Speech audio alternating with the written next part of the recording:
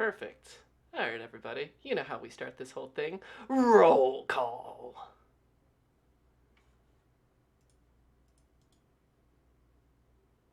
And Steven! Welcome back, everybody, to episode 17 of our Elemental Evils, our Molemaster campaign, with our current favorite adventuring group, the Odd Jobs.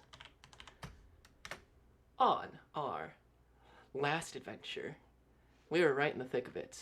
The Odd Jobs had followed the tracks leading from Zora Kolkin's burned down manor all the way back into the Zent ghetto.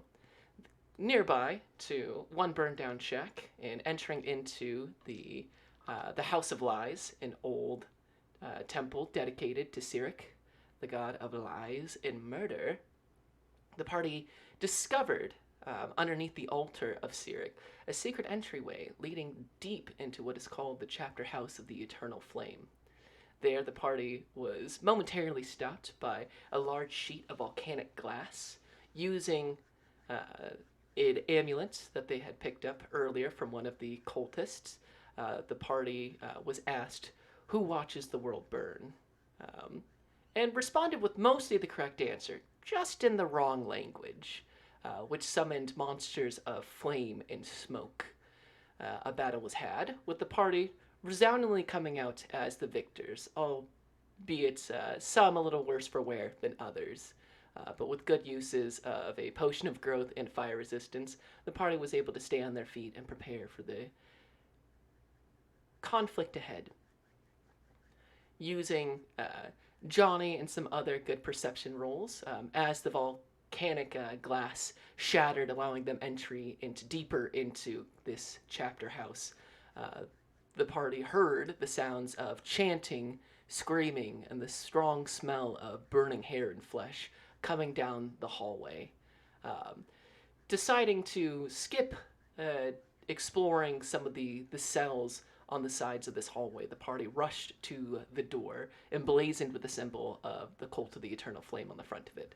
There, they entered into a large room in the shape of a flame. There, a 10-foot in diameter Brennan, because we don't say braziers here, we say Brennan, was alight in a large brass suit of armor, stood in the very center of the flames.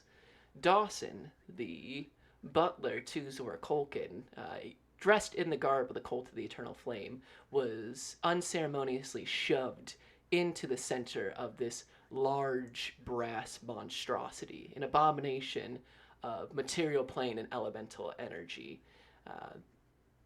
A awful burning and searing noise was heard throughout the entirety of the room as this metal elemental construct rose with a fiery red warhammer in hand.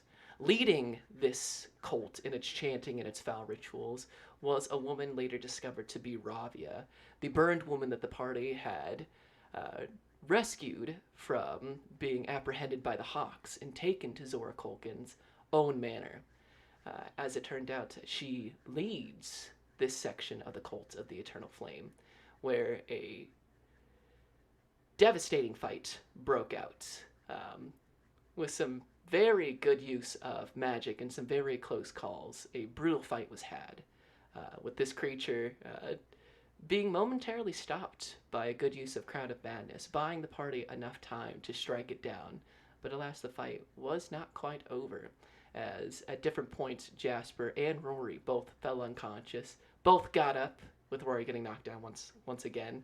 Aquila suffering a devastating inflict wounds, destroying her form by having red hot fingers stuck right through the top of her skull. But with a Zephyr Strike from Jove, the Ravia, the head of this section of the cults, was felled, with only two remaining individuals left on their feet. Rory currently unconscious. The two remaining Cult of the Eternal Flame members decided that one fiery explosion would be the end of our heroes. So, as just like an enemy before them, one dubbed Browser, the cultists consumed one of the amulets from Ravia's fallen form, rushed forward in a ritualistic assisted suicide, caused their own bodies to explode into flame. However, with some good rolls and just enough health, the party was able to survive this final barrage. In the aftermath of our party's adventure, Rory was indeed stabilized. I believe Jasper, using one of her uses from her healing kit, stabilized the enlarged Rory, who, whilst unconscious, the effects of the potion continue on for another, I believe at this point, 3 hours. The party investigated the chapter house of the Eternal Flame, with our very own Freddy discovering a Staff of Charming, and a good use of their Calls of Eloquence feat to create a lockpick, and with a small nudge of assistance from her patron god Mask, Jasper was able to unlock a heavily locked metal chest inside where they found the Staff of Charming, a number of gold coins, and a journal, revealing a timeline that described the transportation of a object known as a devastation orb that Rabia had been moving from Elmwood all the way over to Mulemaster. However, it appears that it detonated prematurely, and the ensuing destruction leveled the entirety of Elmwood, creating its own host of problems that currently the Emerald Enclave is dealing with. However, as they read deeper into the journal, it was also discovered that the Cult of the Eternal Flame had ties to what was referred to as a pet hawk within the city that seemed to be assisting them in some of their machinations. While this journal was being read, Jove also looked deep into the fire of the Brennan, and inside discovered at the bottom core of it a number of childlike skulls at the bottom, and with some good insights, putting together that many of the orphans from the Zent ghetto avoided this place, and the ones that were foolish enough to stick around had been placed into here in this foul ritual. However, looking even deeper, the symbol that we see on this Discord right here was discovered inside of the Brennan. Looking into it caused Jove to experience almost a burning madness to overcome his flesh. The symbol seemed to move and change and almost reach out, pointing this out to Freddy. Freddy, with the newly acquired comprehend languages from the Staff of Charming, looked into the symbol as well, and the same, almost more intense madness washed over, draining the color from Freddy, and they decided it was best to not make a copy of this symbol and simply commit it to memory and look into it further. Partly gathered a few more resources, including a set of gems from a second chest before the lockpick eventually was broken by a not as exceptional thieves' tools check. The party feeling satisfied and seeing on many of the walls now able to understand Primordial, seeing who burns the world, Imix, servant of the Elder Eye, over and over and over throughout the chapter house.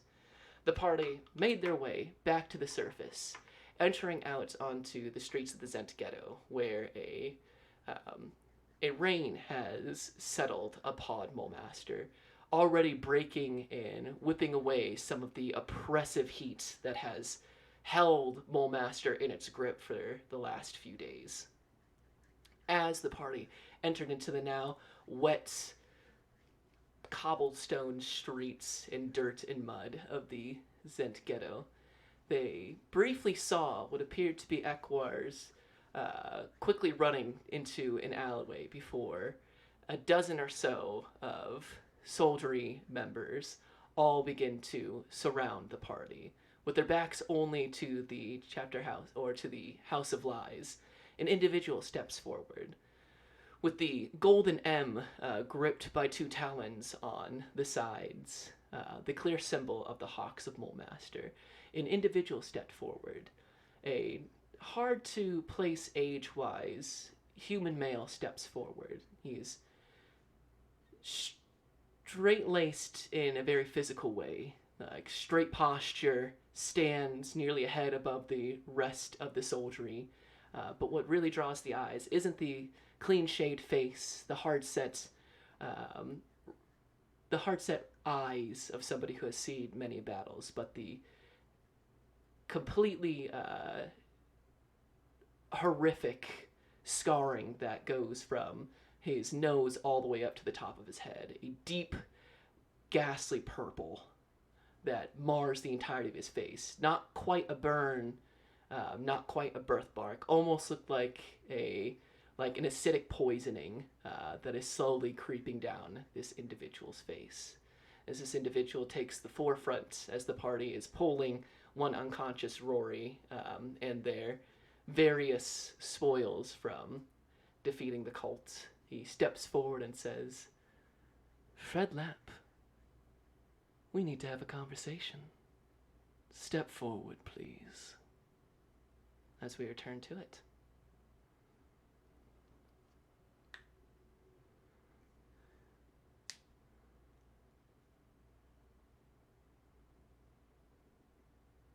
Oh, where are my manners? This must be so confusing. I have you at the disadvantage. Gentlemen, bring him forward, please. As you see two of the soldiery members detach from the sides of this individual, roughly grab you by the arms and bring you forward, forcing you down to your knees in front of this individual. "I'm Sark Tulliver, Captain of the Hawks. It is such a joy to be in your presence, Fred Lapp."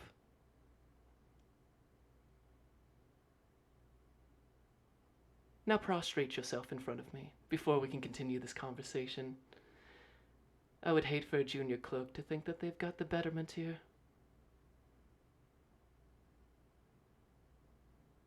As he looks down to you.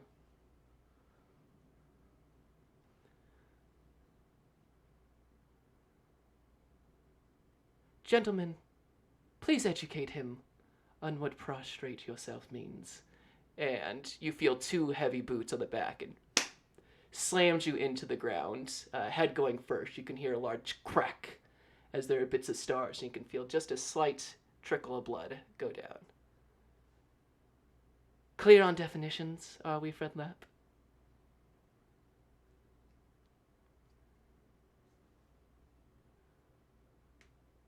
Wonderful. Sergeant Holgren, would you please join me? And you can see a member of the soldiery steps forward with brown hairs, dark-set eyes. The very same soldiery member that was in front of Zora Kolkin's house that you've had a run-in with the last day or so.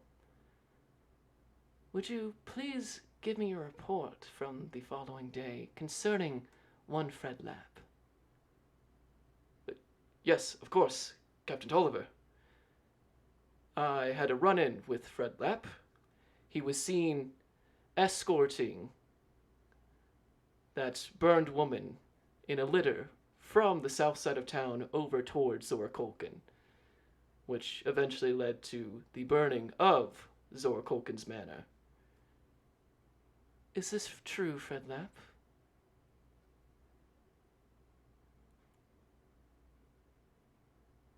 "Ah, honesty. That will serve you well. Unfortunately, that woman was to be in my custody. And your apprehension of her directly interferes with an investigation from the Hawks of Mulemaster. Some would consider that..." You feel two hard kicks to the back. No. I don't think you understand the position you're in here, Fred Lapp.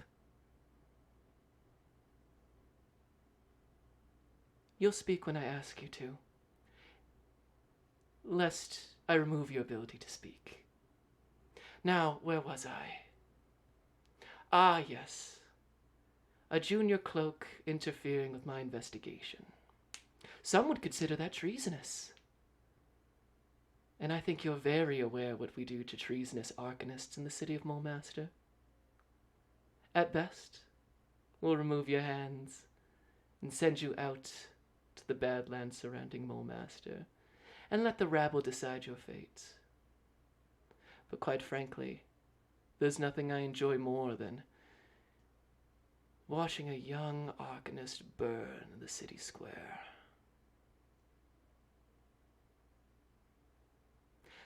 However, Zora Colkin has spoken very highly of you. I've read the reports.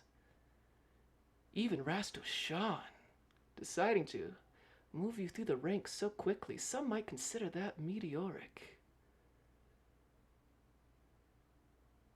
Alas, no good deed goes unpunished, and I have a sinking suspicion that you are in possession of an artifact that is a direct threat to the security and stability of Molemaster. A journal outlining many of the important details of the destruction of Elmwood. You are hereby ordered to relinquish such an artifact. Get him to his feet, and you are picked up. Now, Fred Lapp. The journal.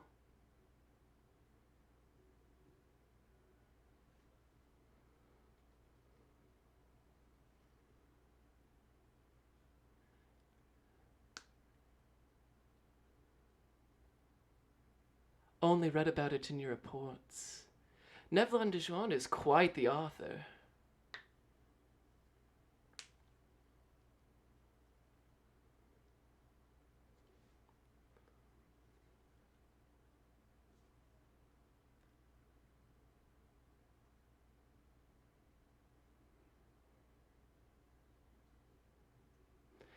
Sark Tulliver looks to the unconscious Rory, to Jove, and to you, Jasper.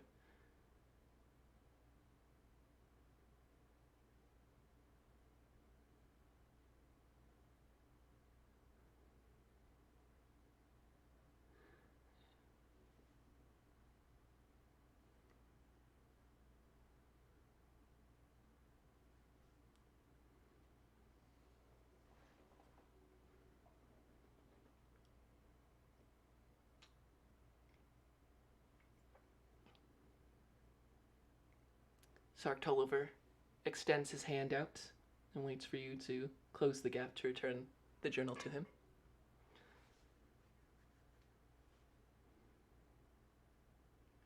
As he takes the journal from you, he quickly grabs your forearm and pulls you in close. A masked mercenary. Yes, you're the one referred to as Jasper. No past suddenly arrives in Molemaster in the employment of Mistress Vaj. Pray tell, who's behind that mask?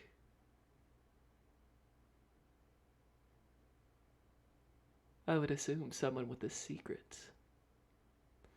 And he tucks the journal into his own kind of pack on him and gently places his fingers onto the mask. There's a tense second as you could feel his fingers tense. Then he lets go. Ah, well. A mystery for another day.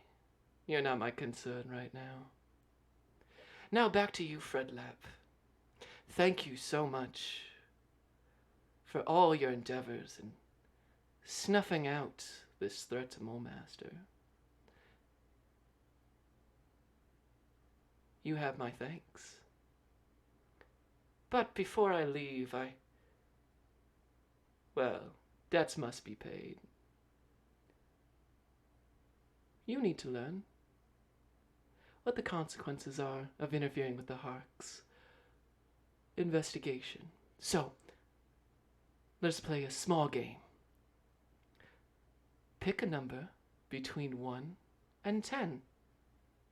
Now, Mikey, out of character, you may choose a number that you feel is correct, or you can roll a d10. Take your pick. Yeah.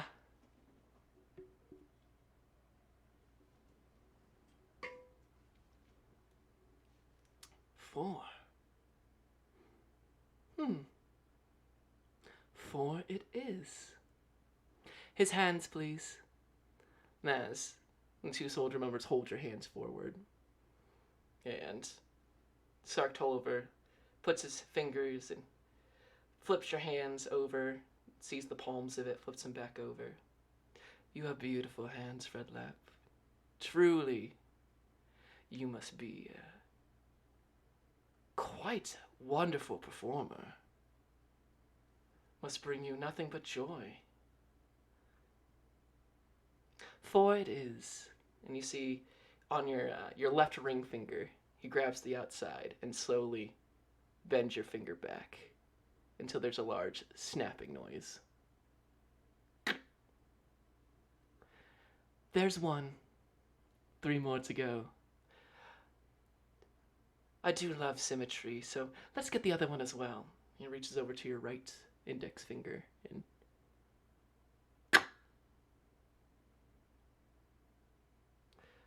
2 ring fingers. Have to keep the symmetry here. The middle fingers will do. And he grabs your 2 middle fingers, one in each hand, and this time really slows it down. Make me a Constitution saving throw.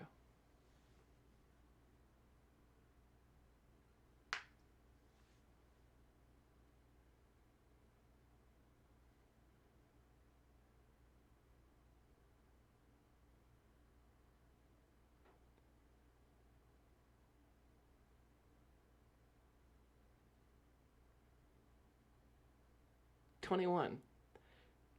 The pain is immense, especially just where you're at. Even after you got out of that last fight fine, but to have someone slowly bend your fingers back to the point of breaking is intense. However, you will not give the satisfaction of crying out, and you're able to bite down, dig deep, and as your 2 middle fingers are bent backwards, leaving the middle finger and ring finger on both hands, the nail almost touching the back of your hand. Release him. As they drop in you, with that good Constitution score, you're able to lean over and you pull your hands in close, but you're able to not give out a cry of pain. Hold it in. Thank you, Odd Jobs, for your service. Fred Lapp, we are on such good terms now. I promise.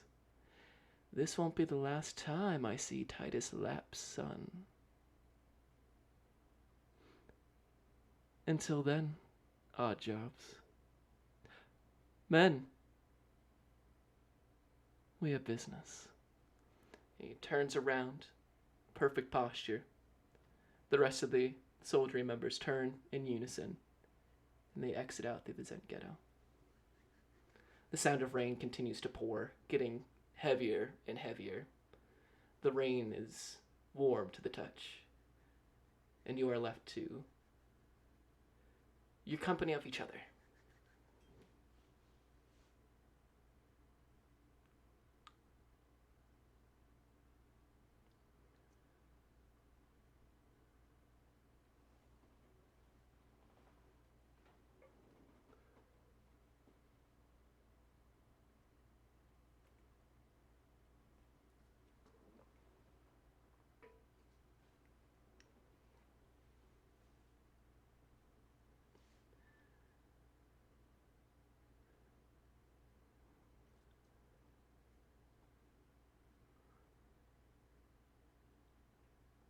It's quiet, but not silent, as the sound of rain continues to fill the silence between you all. It's a long walk from the Zent ghetto all the way back to the Tower of Arcane Might, going across the majority of the city, for those of you interested. From down here, all the way up here.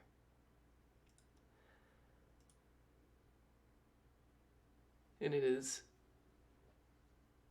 You guys had a rather late start to your day. So evening is approaching, but the moon can't be seen as these rain clouds have kind of completely consumed the sky of the city. But the heat is now broken. You can see people duck in and out of the rain. there's a certain liveliness that has come back to the city. In a not so subtle way, tempers have cooled. The tension seems to be washing away, at least as far as the tension in Mulemaster can be washed away. Before you turn and see the large golems standing at attention in front of the Tower of Arcane Might.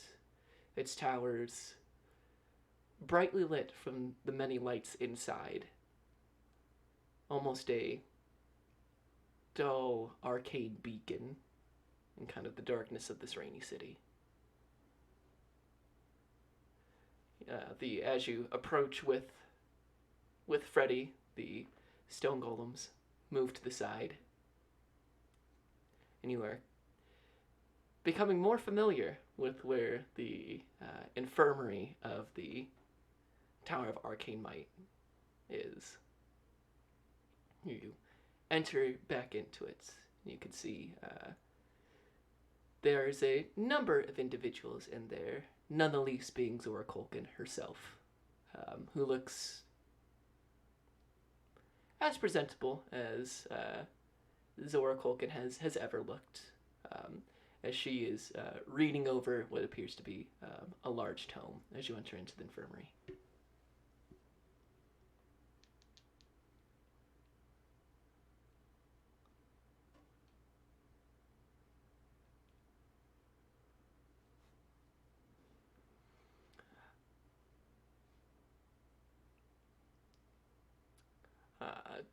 One of the kind of junior cloaks quickly accepts the gold. You bring Rory's large body. They don't have any beds big enough for him, so they just kind of lay him down.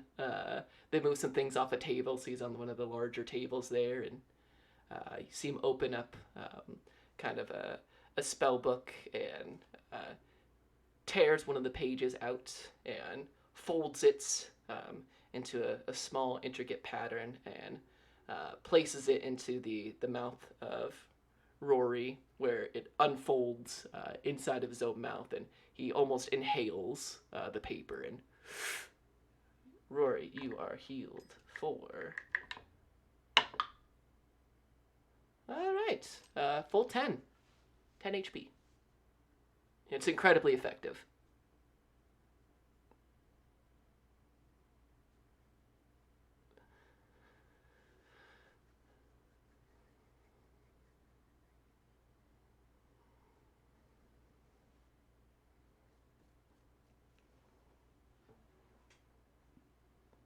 Or you feel a very, what feels like a very small hand on your chest.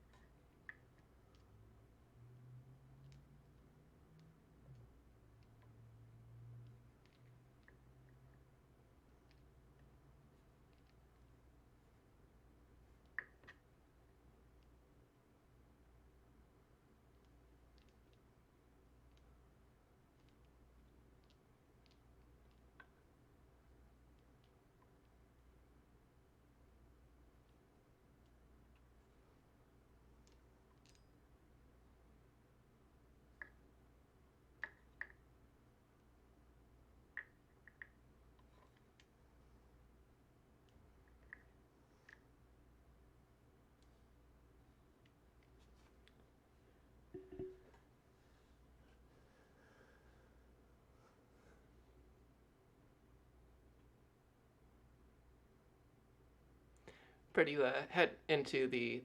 While this is going on, roll me an insight check as you look around.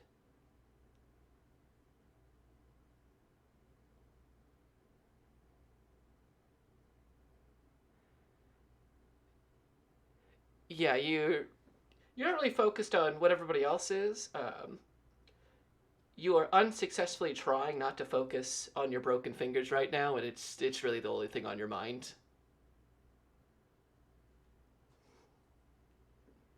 As you approach one of your uh, fellow cloaks, he looks to you and, uh, uh, Freddy, good to see you back. Uh, what can we do for you?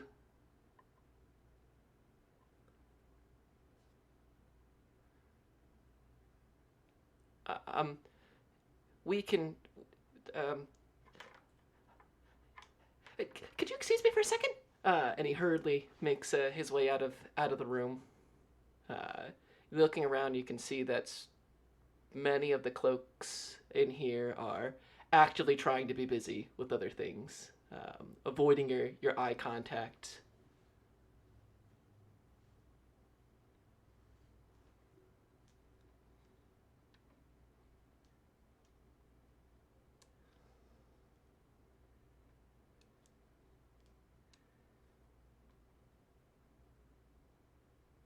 You're met with just dead silence back. There is a voice that pops up. Try not to be too hard on him, okay? We had a visit, and you could see kind of the soft brown hair, light, kind of hazel eyes of Ellison, who kind of enters in. And heard that you got back, Freddy.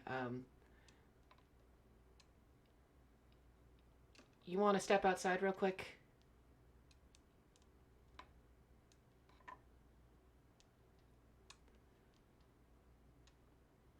You walk out, and Ellison is there in kind of his cloak robes. Listen, I don't know what's going on, uh, but the Hawks came the tower, and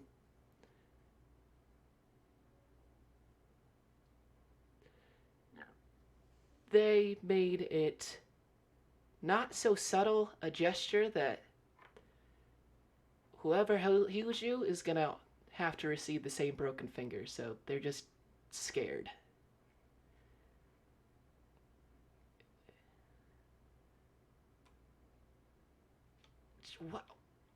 What, what do you think I'm doing right now?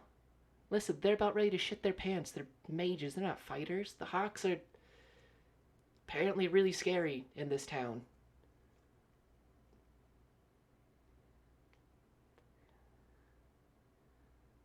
You know, I've made it through a lot of my life without having to shit my pants, but I'll take your word for it.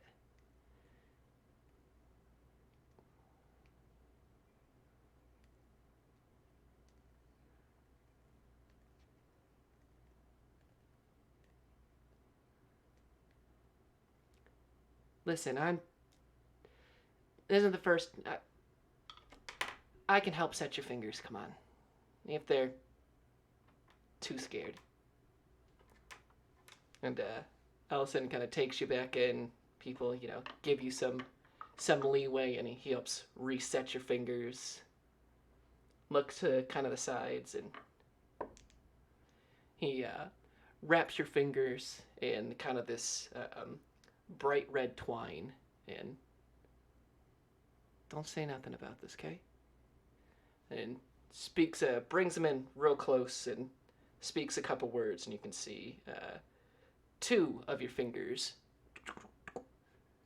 You can feel the bones set and pop back into place. Are you right-handed or left-handed, Freddy? Right-handed? The one's on your right hand. He ties them up and dresses them as if they need to be splinted. This will take a Couple 10 days for it to heal, but keep these splints on here. Got it?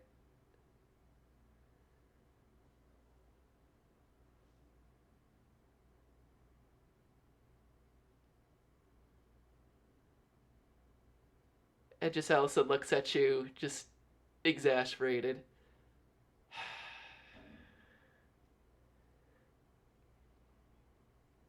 Yeah, yeah, that it is. Give me the other ones.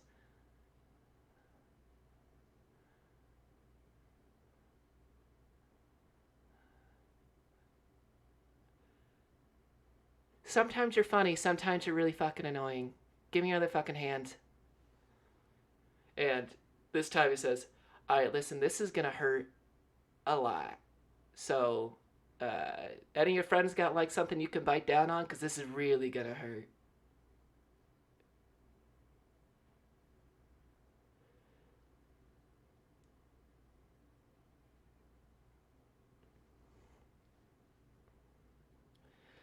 And takes it from me. You're gonna want to bite down on this really fucking hard. And he grabs your two fingers, which immediately are aching in pain. And all right, I'm gonna do it on three. Ready? One, two, and pulls them in and set. You can feel the bones like popping and snap back into place. It's audible. I mean, everybody in the entire room can hear it. You see almost like it's like watching a wave at a baseball game, except it's a shudder through the infirmary. Even Zora Colkin kind of puts the book down at that point, and this time he really, gets the splints going through, and it's messy work at best, but you are splinted up, keeping your ring and middle finger together. You still have your index, your thumb, and your pinkies just fine. All right, same deal on the left hand. Keep these on for a couple 10 days. Luckily, as long as you keep these on and you don't do anything too crazy, you should have full mobility of your fingers. Luckily, there's not a greenwood break in here. It looks like they're pretty clean. Do I want to ask how exactly this went down?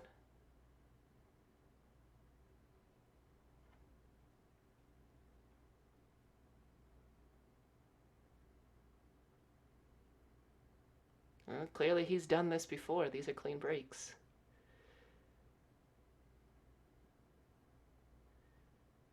Method of being a big asshole breaks people's fingers, especially bards with cloaks.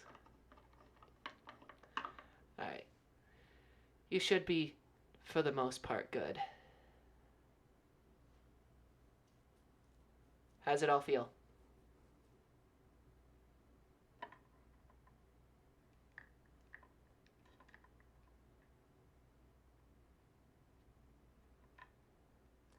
Great. Well, alright. There you go, I'll leave you to your friends. I'd say I'd see you in class, but I got assigned to work somewhere else now, so I guess I won't be seeing you.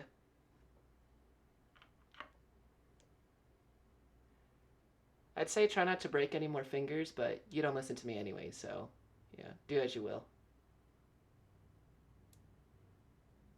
It kind of goes to kind of patch on the back and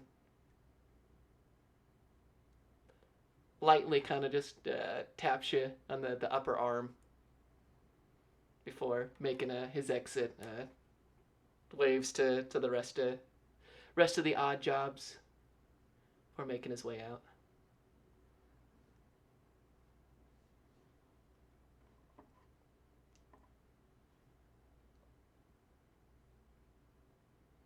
So, party, what would you like to do now? Oh, go for it.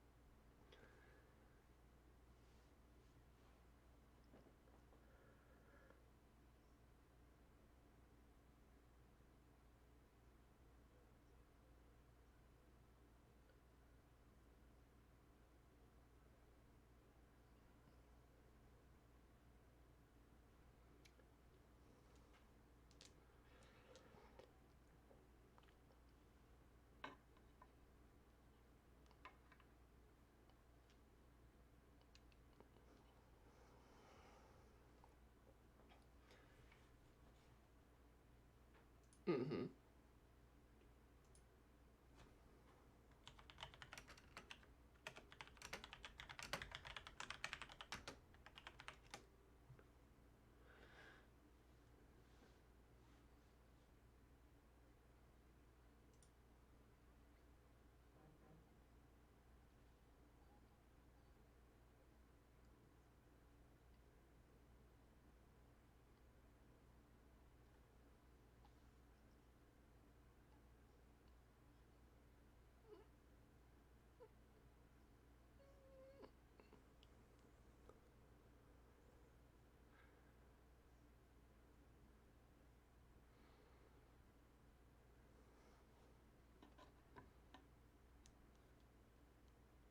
Yeah, you can pretty much make it whatever you want. It's just gotta be small enough to fit in a 1 foot cube.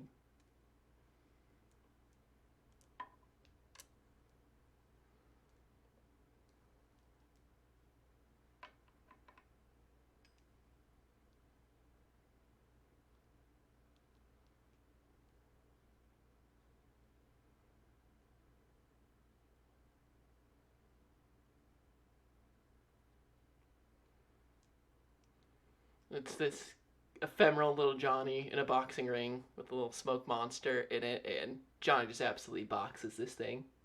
Just gets in close, it just boom, boom, boom, like Apollo Creed. It's over.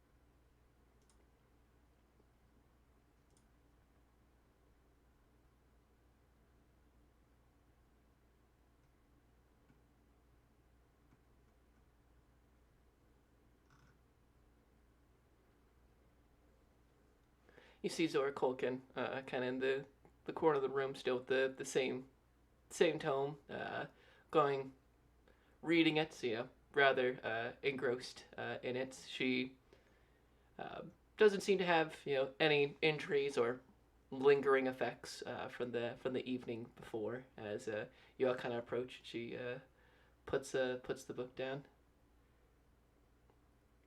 Welcome back, Odd Jobs.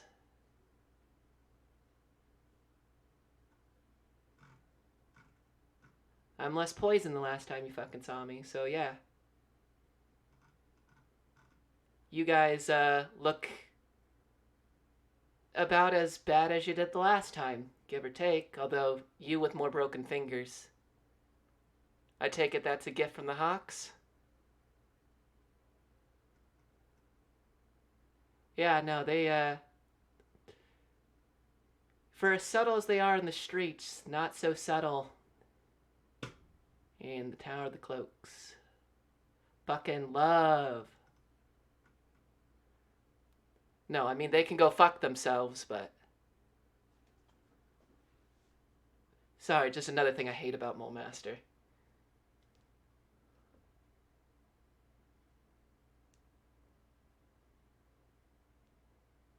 You mean Captain Sark Tolliver? And there's a certain seriousness in her. She kind of tenses up.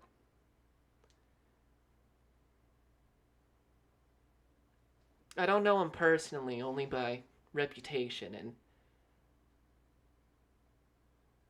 well, I'm gonna guess that you got off really, really lucky with just a couple broken fingers.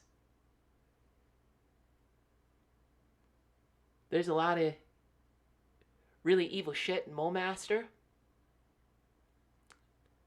He's one of the worst parts of it.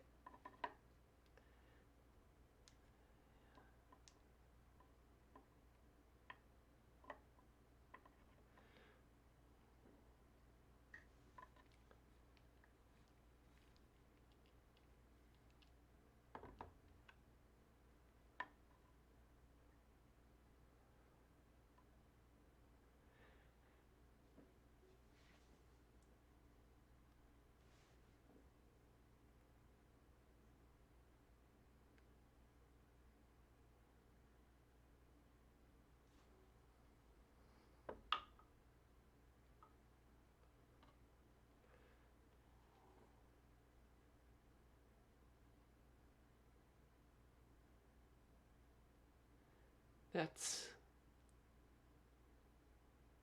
makes a lot of sense. I know what a devastation orb is. They're some pretty fucking high levels of magic.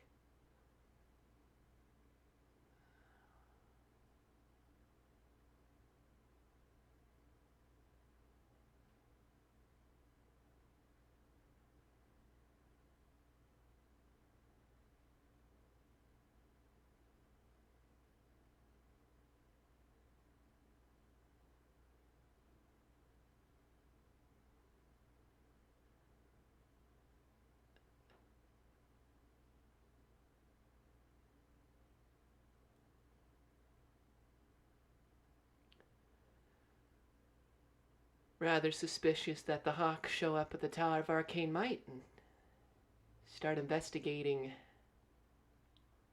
Well, it turns out to be you guys. And there's just kind of a rigid set in her jaw. Just like the kind that you just can't hide. It sits deep in there. Like watching somebody grind their teeth. And she kind of. You can see the knuckles. You can see parts of the tome that she's holding on to are starting to kind of bend as the knuckles kind of go white as she grips this tome.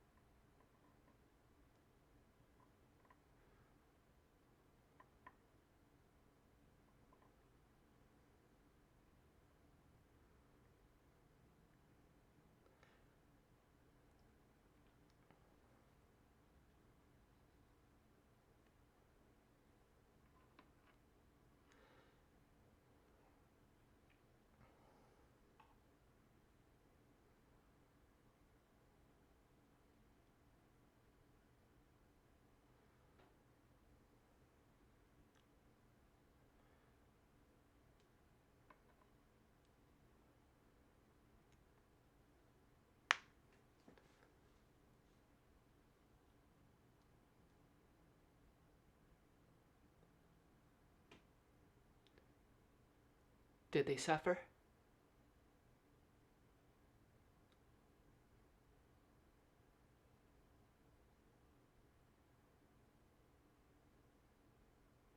I'm glad that you say you did. It'd be worse if they didn't. And there's just the. You can see her eyes starting to turn red as she's actively holding back some tears. Well, thank you for the closure.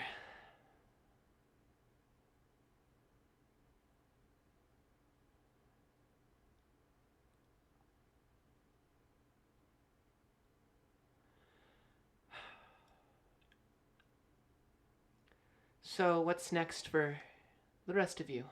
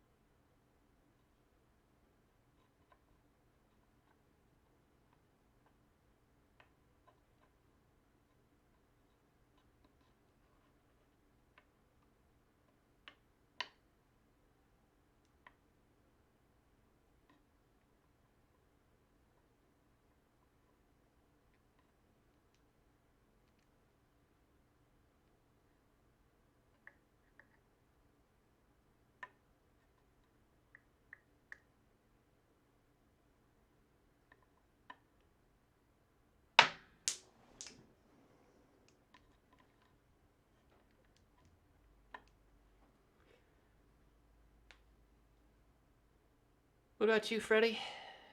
Congratulations on the new rank.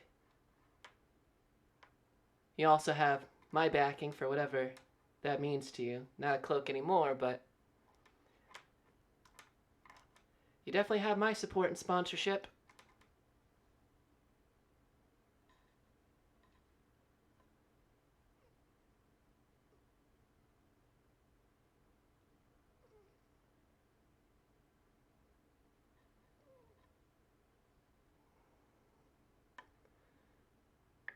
Trust me, I really do understand that.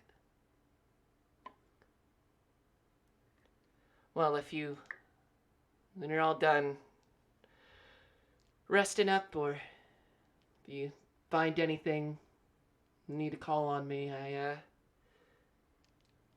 was offered an invitation to stay with someone in the city. I can't bring myself to stay in the Tower of the Blades. Not really to my liking. Too many eyes, too many mouths, too much coin. So, and staying with an old friend. Name's Astrid Vaj.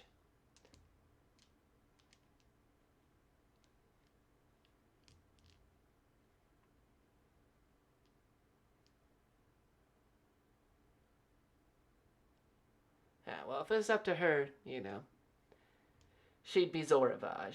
I keep trying to tell her it's a terrible idea, but some things you can only learn the hard way. Anyways, she's offered to house me, and I'm sure it's only because we're such good friends. She says with just the slightest amount of grin.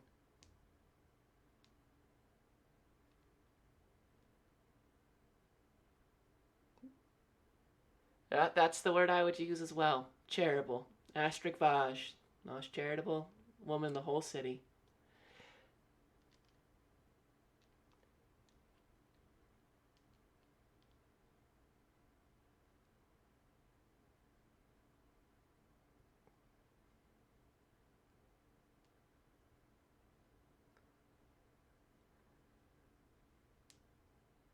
I don't want to risk saying it couldn't possibly get worse, but that's Mole Master for you. It can always get worse. But you do have my thanks for everything. Honestly, the gold doesn't seem like it's worth nearly enough for everything you guys went through. I hope that landless Zora's friendship is enough for now.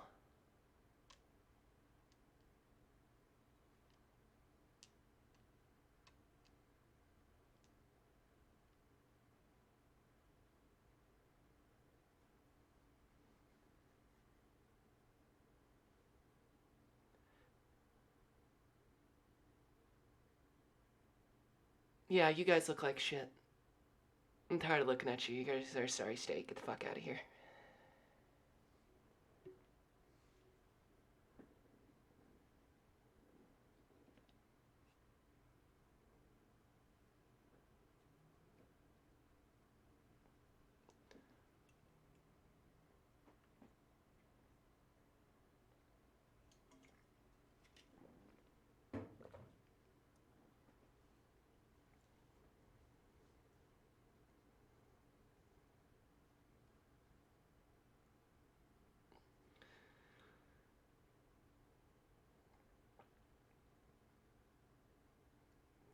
She nods.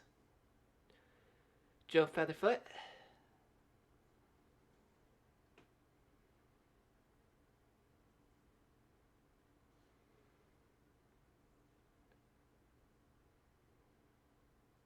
Don't hit your head on the way out.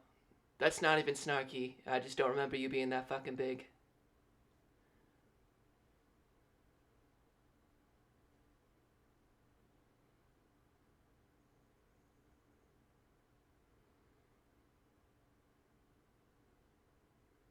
And Zora, Culkin just looks to you, Freddy, as you're kind of the last one there, and doesn't say anything.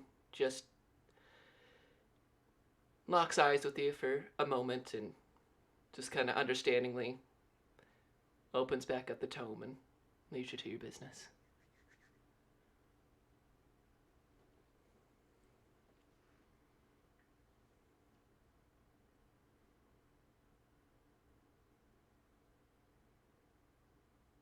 She, as you leave, she, gently kind of grabs your hands and makes one more kind of deep look at you, unflinching. And you can see that during that 15 minutes that it's just been a very slow, very quiet kind of tears.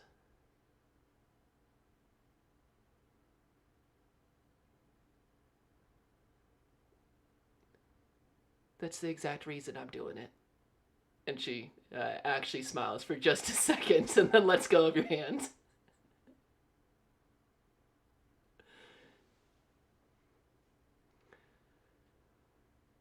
As you all make your... Oh, I know, Jasper, I know exactly where you're going. So make me a stealth check. With advantage, because it's dark and rainy.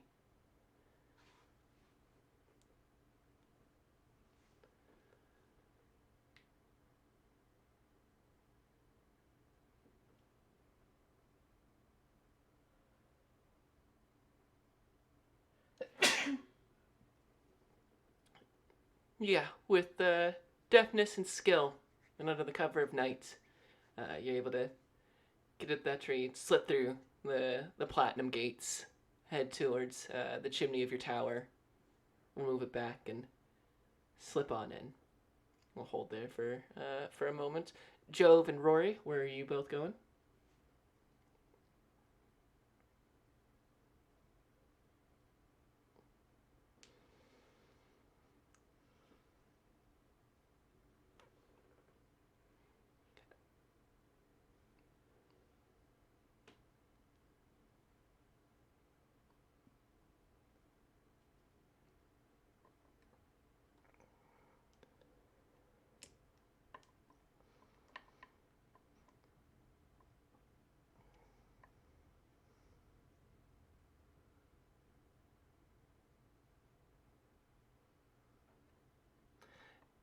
You head back to the Oxpit Tavern. Unsurprisingly, there are many jokes made about the return of Rornak, the Vomit Comet, but now the Vomit Meteor, since you're so huge now.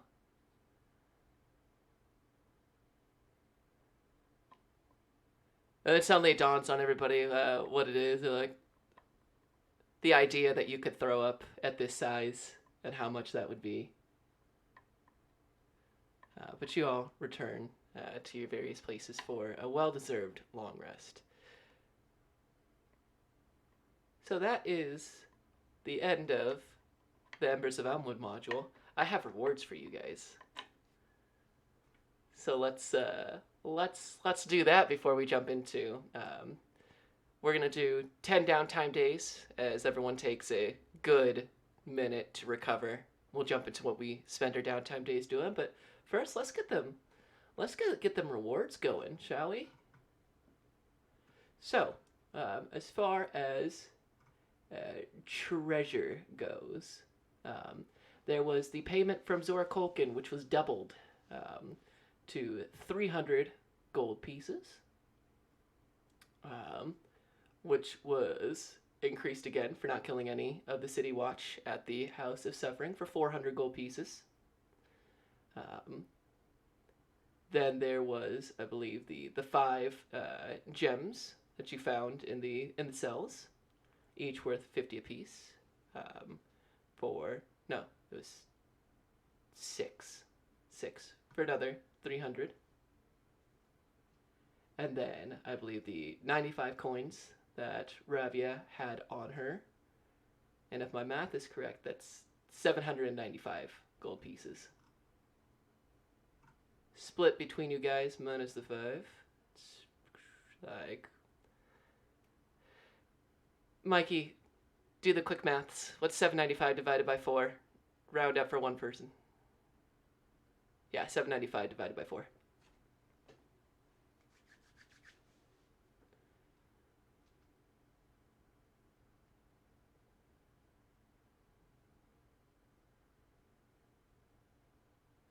198. I don't want it to be that weird number. 200 gold. There we go. Round up. So, split between you guys evenly. That's 200 gold pieces. You also found the Staff of Charming, which is now in Freddy's possession. Everybody gets 10 downtime days as a reward to add to your stock. Freddy writes, well, actually, all four of you guys, for success. 10. Yeah, 10.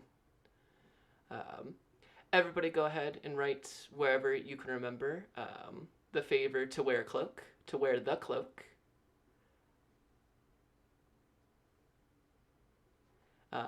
Write somewhere, I don't know where you keep it, there are favors and enmities that can be awarded. You guys all get to wear the cloak for keeping Zora Colkin alive. It more or less is you have favor of Zora Colkin. So go ahead and write that down. That'll be important later.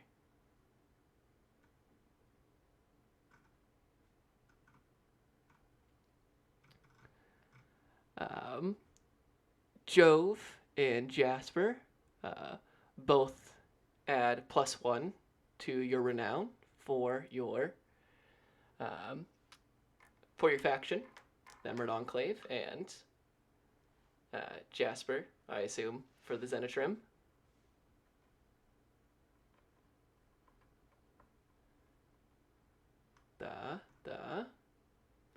And then for defeating, oh gosh, 2 smoke methods, 2 fire snakes, 2 cult fanatics, 5, 6, 7, 8 cultists, 3 magmans, an Azer, sparing the guards of the hospice, keeping Ravia safe throughout the raid, and keeping Zora Colkin alive. Everybody, individually, gets 700 experience points. Yeah, you guys fought a lot of things, and they're very difficult. So what does that bring your guys' total to? I believe it should be around...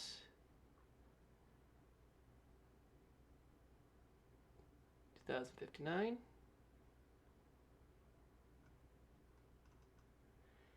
Got it. And next level, I believe, is 2,700.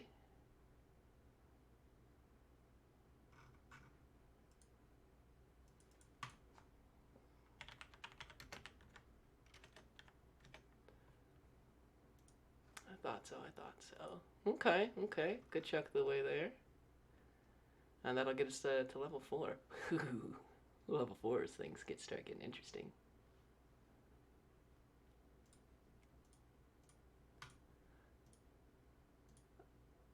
And then I get my DM experience for running that. Thank you. Sheesh.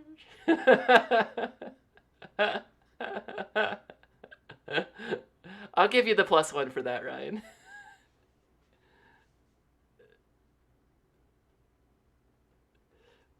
You get the +1. It wasn't a team effort there.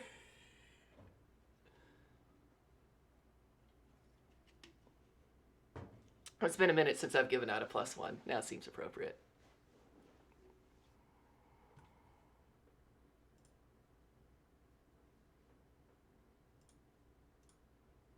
that sounds like Kaya. I'm still 2056.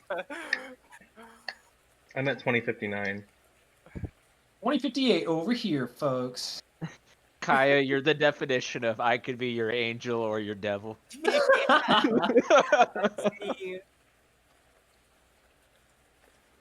So, we have before us 10 downtime days for everybody. Jasper, since this last adventure did not take us out of the city and you were not gone from your duties, you don't owe me any downtime days for this one. However, Freddy, you owe me 3 for the days ahead. pay up for being Okay. a cook. I believe all of you have different things that you want to do, / different vignettes of what we're going to take care of before we jump into our next one. So why doesn't everybody go ahead and roll me a d20 and post it? Flat d20.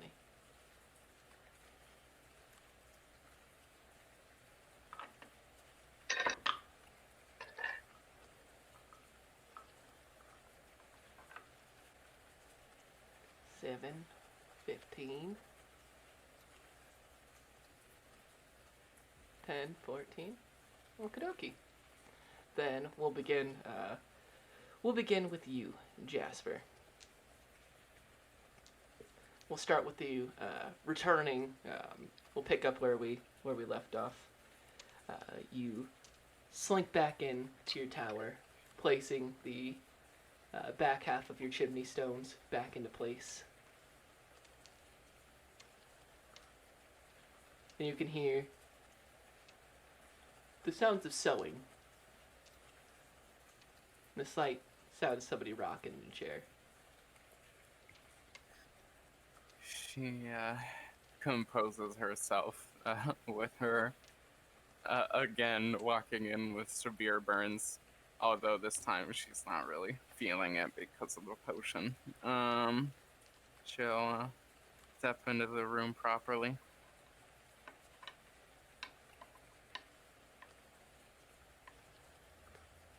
I'd say you look less bad, but You don't have to lie. I know it looks bad. It is bad. yes, on all Thankfully. accounts. This time, one of my companions had a potion to keep the fire from being too much.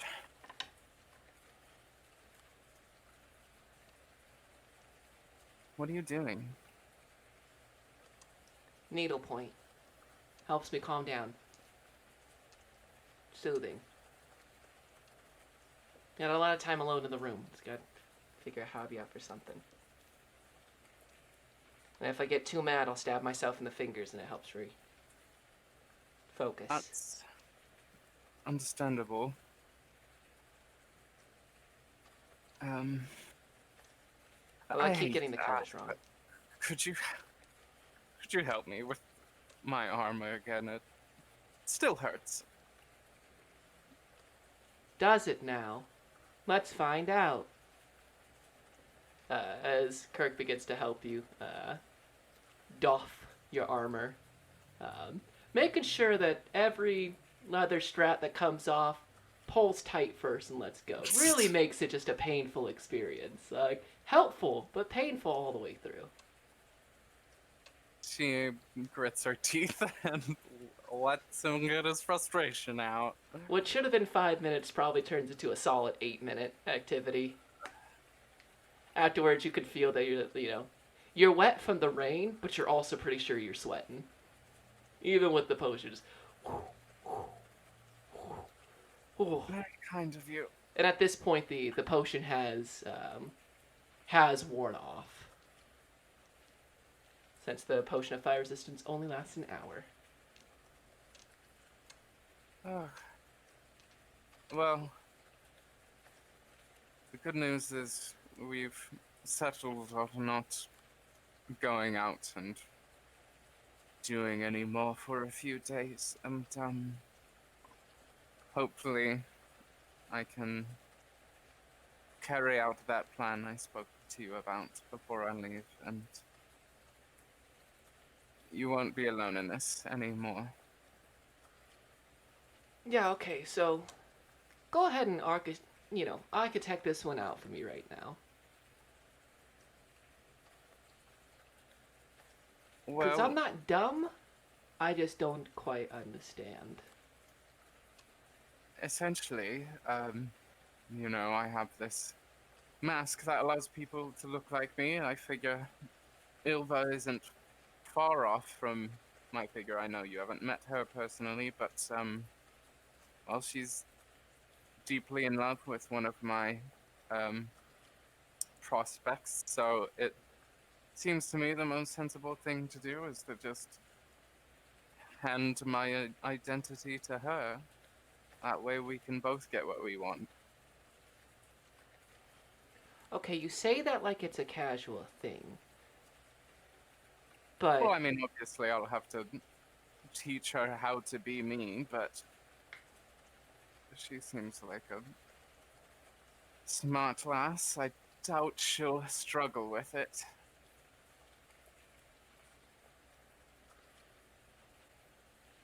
And obviously, she could,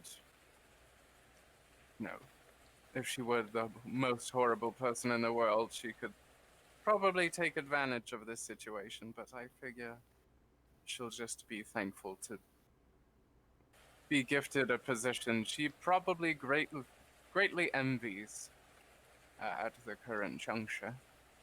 I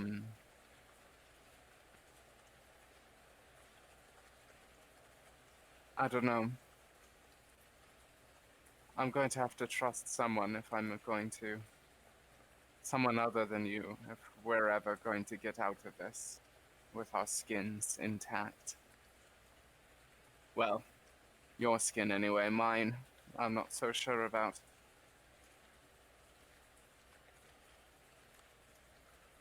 it's just that, where are you gonna go afterwards? I have money. I mean, let's say you do finish this one out. I can't go with you. I now got a white hand and foot on some girl that I don't even know pretending to be you.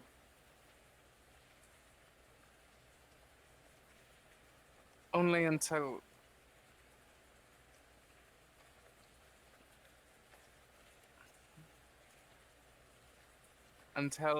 I can either make a space for myself in Mulmaster, or until I leave, and I'll take you with me, if that's what you want anyway.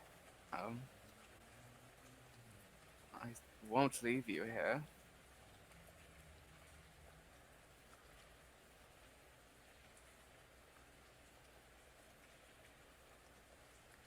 I'm nervous about it. All right, I'll just say it. I mean, you're pulling off something that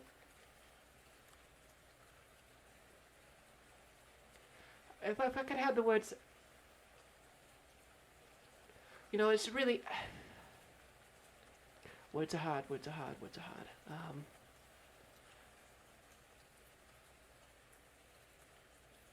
I don't like this. But I don't like any of this. So if this is what you're doing, just tell me what I gotta do.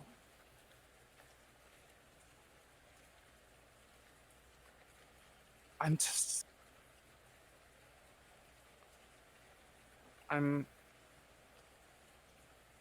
know you've heard me say it a million times, but I really am sorry that the path to me having my own life requires all this of you. I do intend to make it up to you.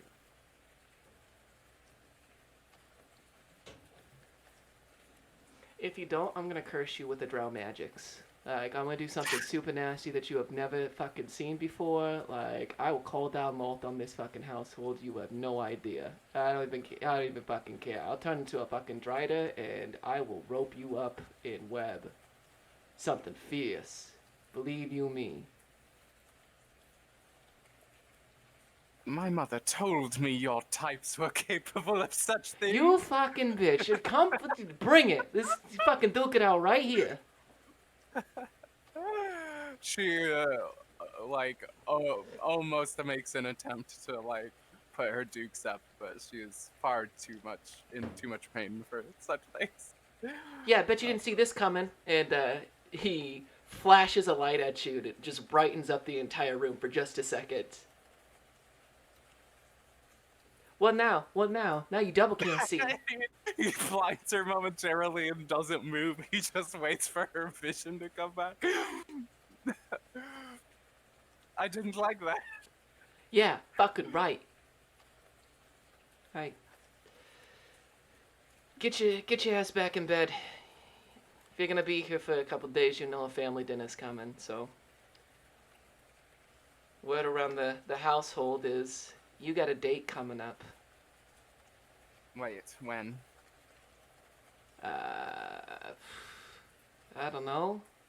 Just something set up with Andrix, some big art gala. I mean, there have been talks about, nobility wants to, do like a big art drive and showcase. They don't like how things are slowed down, so I don't know. Fucking Zora shit. They're gonna host a big art party and you gotta go and make an appearance and they'll have all sorts of people there and this new fucking fad with this Breath of the Yellow Rose. I don't know, some of the other little nobilites around the city are trying to show off that they can survive on nothing but heavy breathing.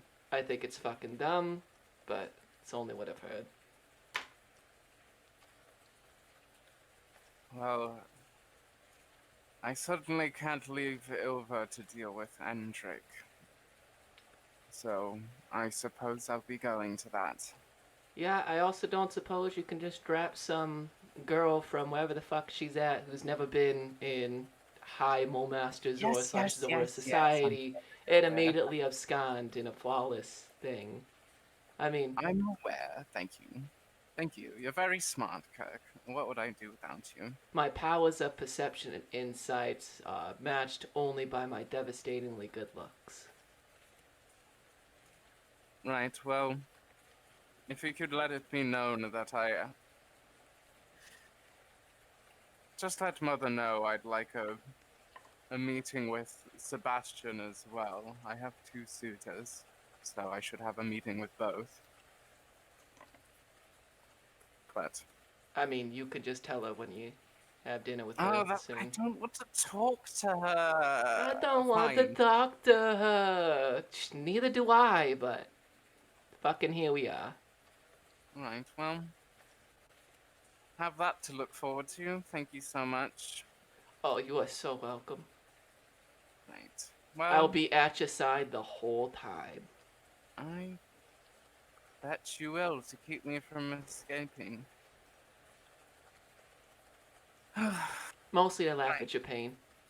So I'm just gonna come out in class and say it cleanly.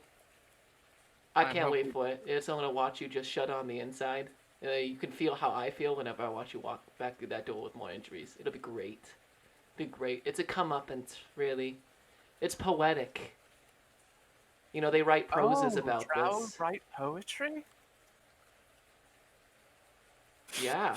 But if you couldn't fucking read it, you fucking illiterate, drowless, noble Zora, go read your fucking Infernal, All tyranny to Bane, right? Go the I'll fuck have bed. you know, my knowledge of Infernal has been endlessly helpful in every aspect of my life. Good night. I can't believe you said that with a straight face, but okay. And Kirk allows you to get some well-deserved rest. We'll switch over from you down to Freddy. After having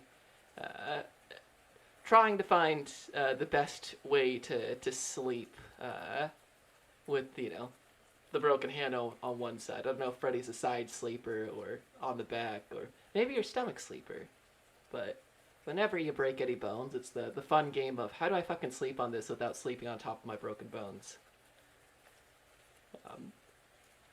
But sleep does come to you, as you have some quiet time to kind of reflect over the day's events.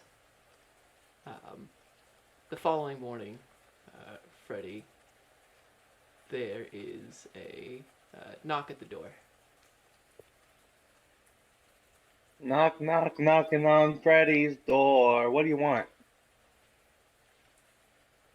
The door opens up, and there's Nevlon Dijuan.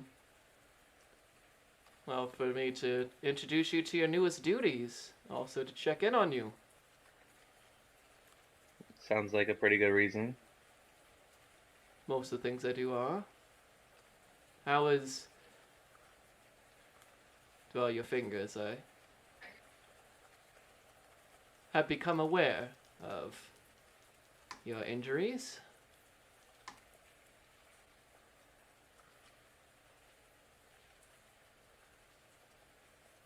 And?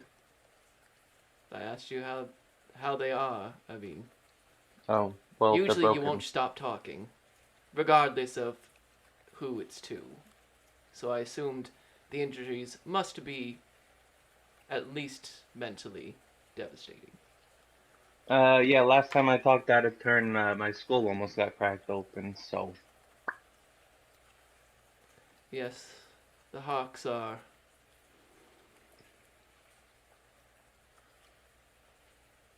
effective at what they do for ensuring the security of Molemaster.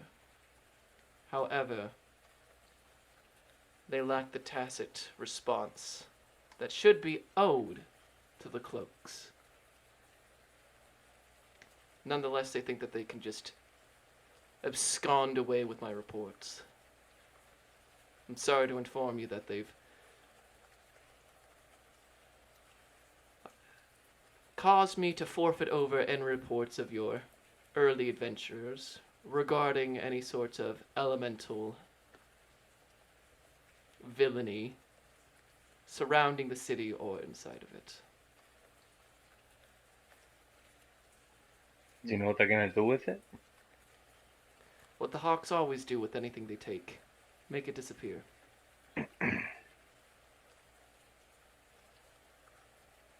I surely am sorry, Freddy.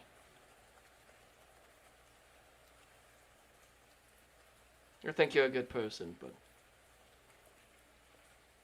good deeds are not always rewarded in kind in Molemaster.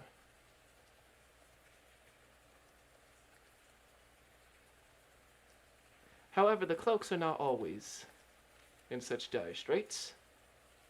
You are now second rank. And with that comes new privileges and responsibilities. Whoopee. No more lectures of Molemaster history for you, Fred. Will I actually get out of those?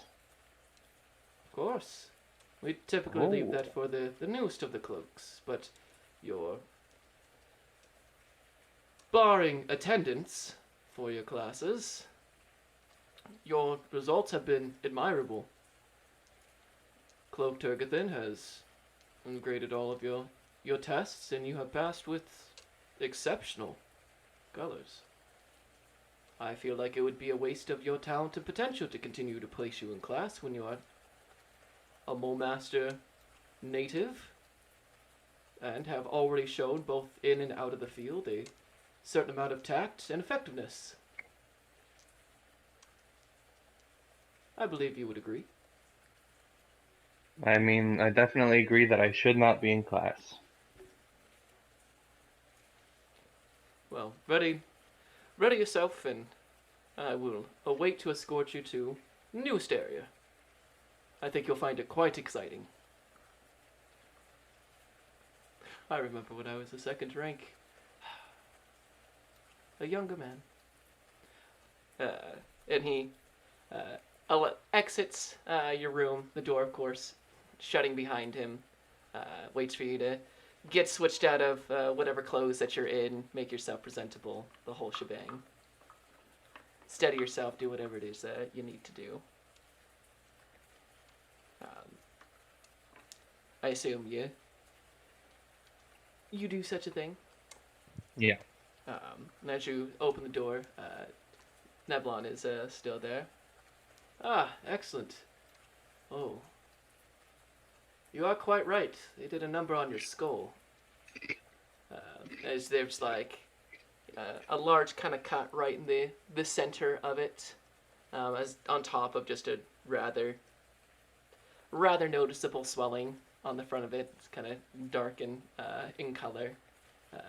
Nevlon moves his hand, and in front of you appears like a mirror, and you get a real good look at yourself. And he's not kidding. They goose egged you pretty damn hard.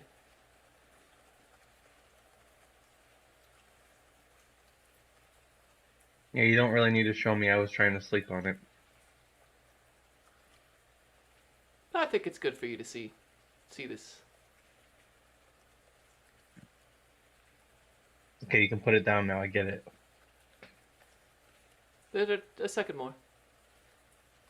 All right, you're correct. No need to indulge in such things. Come, Freddy.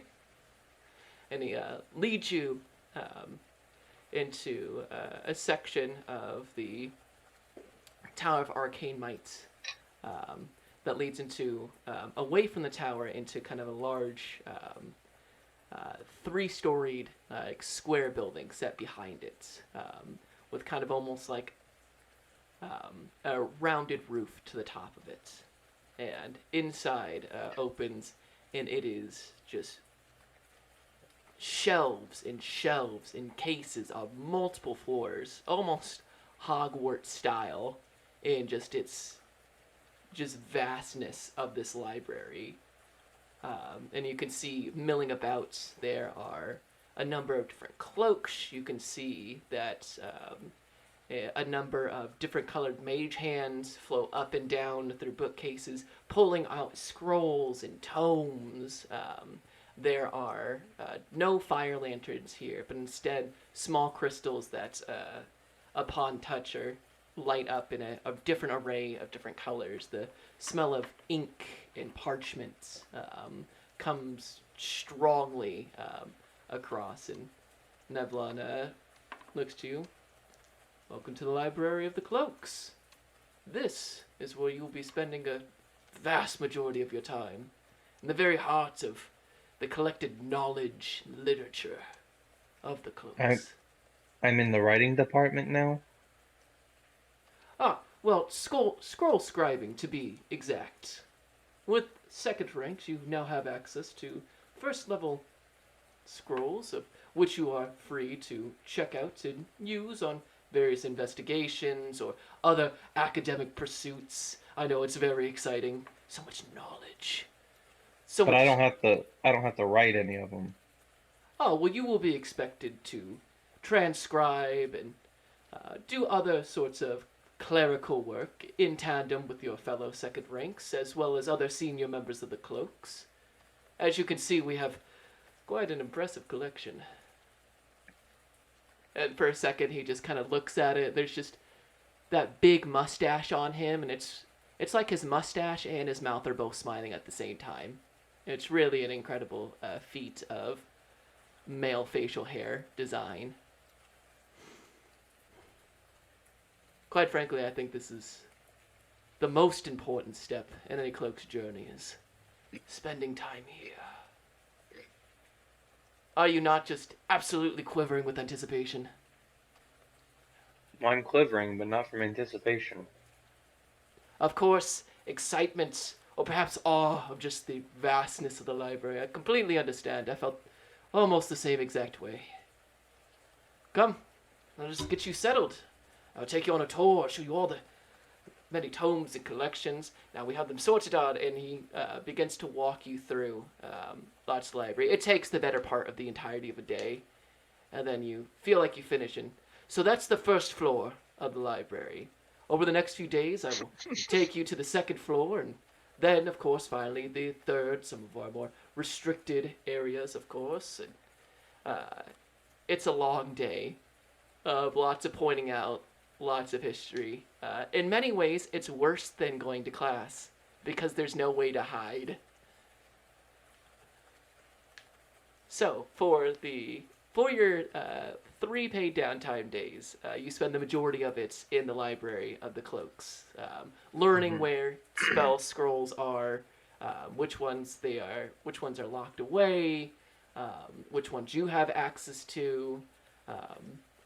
You are excused from writing too many of them at this current time, considering, your fingers are broken. I got blisters on my fingers. I've got brokens in me bones. And for the since your right hand is healed, you're just wearing this splints, as Allison has asked you while you're here to keep the ruse going. Your left hand is still broken. Performance checks and sleight of hand checks are made with disadvantage until they're done healing. Okay. and it'll take 3 10 days for those to heal back to full, minus finding a certain magics to put them back. However, you now have full access to first level scrolls. I know you were also thinking of writing down some, getting some new rituals as well. Now would be Yeah. an excellent time. What you feeling? So I mean, I feel like since I can't do much else, because I'm not going to be able to perform, so pretty much all my time should be spent doing this right now. I can probably get a few done. I was looking at. Oh, there's a few that are good. I liked Gentle Repose. To repose. And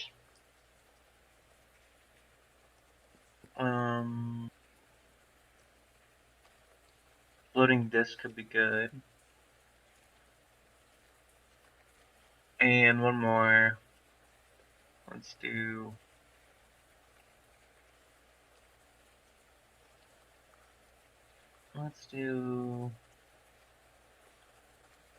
Unseen Servant could be good. Let's do Unseen Servant, sure. All right. So, gentle repose, unseen servant. What was the second one? Tensor's Floating Disc. Tensor's floating discs. All right, reading on it. Yeah, we could say you find the time. You have plenty of time during these downtime days. Mark off, since they're all first level spells. It's 50 gold pieces for each one, so mark off 150 gold pieces, and you may add that to your book as you spend time. And it's the actual spell parts of doing this and learning and writing it down, actually doing the magic and practicing these rituals and everything. Awesome. Tons of fun. There's areas for it. And once you kind of get the lay of the library, at least the scroll parts of it, you got. The actual tour of the library and a lot of the other rank 2 scribes are even nerdier and more weak-chinned academics, as one might describe. It is boring work. However, once Nephilim Dejuan is done offering you the tour, you find that you are open to more free time and more access to research materials than you were previously. And you find plenty of ways to slip out of work at your leisure, to work on your own rituals and copy them down, and perhaps practice with a few of these spell scrolls to your leisure, working with different magics at the time.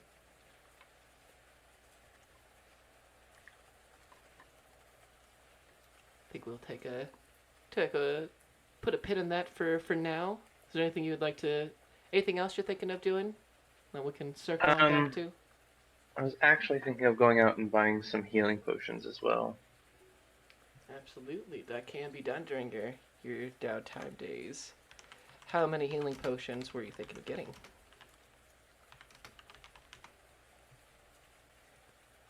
Let's just get 5. Absolutely. They are 50 gold pieces a piece. So for 5, it would be 250. And what level of healing potion is that? These are your regular healing potions. So they're not minor, so I believe that is... Hold on. Let me make sure I get this down pat. Where's Potion of Healings on this bad boy? 2d4 plus 2.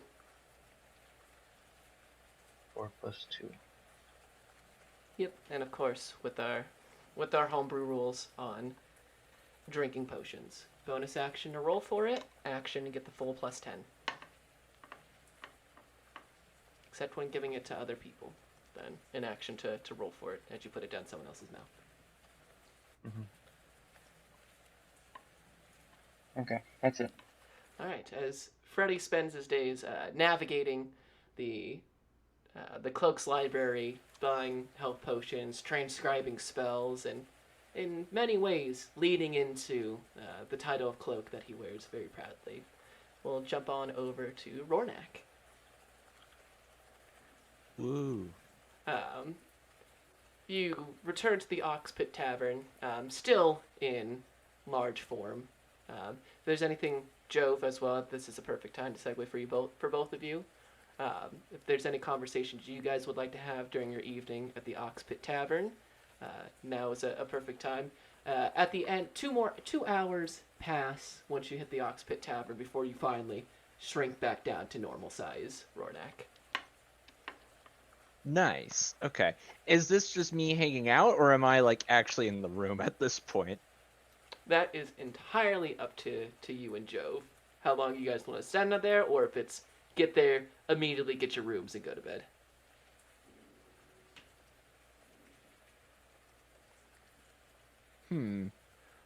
Also, Jove, if you've been saying anything, I cannot hear you.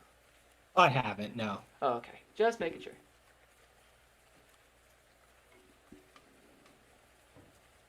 Well, I don't know if you need a drink to unwind or if you're at the end of your leash. How are you feeling over there, my friend? Well, I might as well have a nightcap for all this. I think I'm gonna be leaving the city for a couple of days in the morning, so might as well enjoy the hospitality of the Ox Pit for a few moments more. But I ain't got that much oil left in the lantern, if you know what I mean. I gotcha. Well, if you want to have a drink, I would be happy to see you off tonight, friend. I believe I already told you I owe you one, so Jove will like. You don't want to have a tab with me after all. No, I know you're a stickler for who owes what, so I don't want to be on the other side of that ledger. So, All Jove I'm will, saying is, I am a drink here. you know what? You're right. In fact, a Rornak sounds mighty fine. So, Jove will kind of slap on the table and hold up two fingers and say, "Can we get two Rornaks over here?" And it's not long until 2 Rornaks are placed in front of you. Rornak goes to grab the drink and with his giant hands, almost just more like pinches it with like the middle index and thumb on the handle. Mild, balanced, tasteful. Looks like this drink is named after the right person. Ain't that right, Rornak? Well, I appreciate that you look at me so favorably. At least I believe that's a favor. Well, yes, I do not intend to deceive here. Now tell me, Rornak, how are you planning to spend some of your days relaxing? I don't know if relax is necessarily the right word. I don't really believe that this is a place where you can relax a whole lot, at least in my experience. That's why I'm But- getting the fuck out for a couple of days. And that is valid, my friend. I can't tell you that being somewhere else would do the mind some good. I can wholeheartedly understand. The smog around here and the air itself is, well, I've been in much better climates, to say the least, so I understand wanting to get some fresh stars underneath you for a little bit, or above you, I should say. Yeah, if they're underneath us, probably means I've had one too many Rornaks.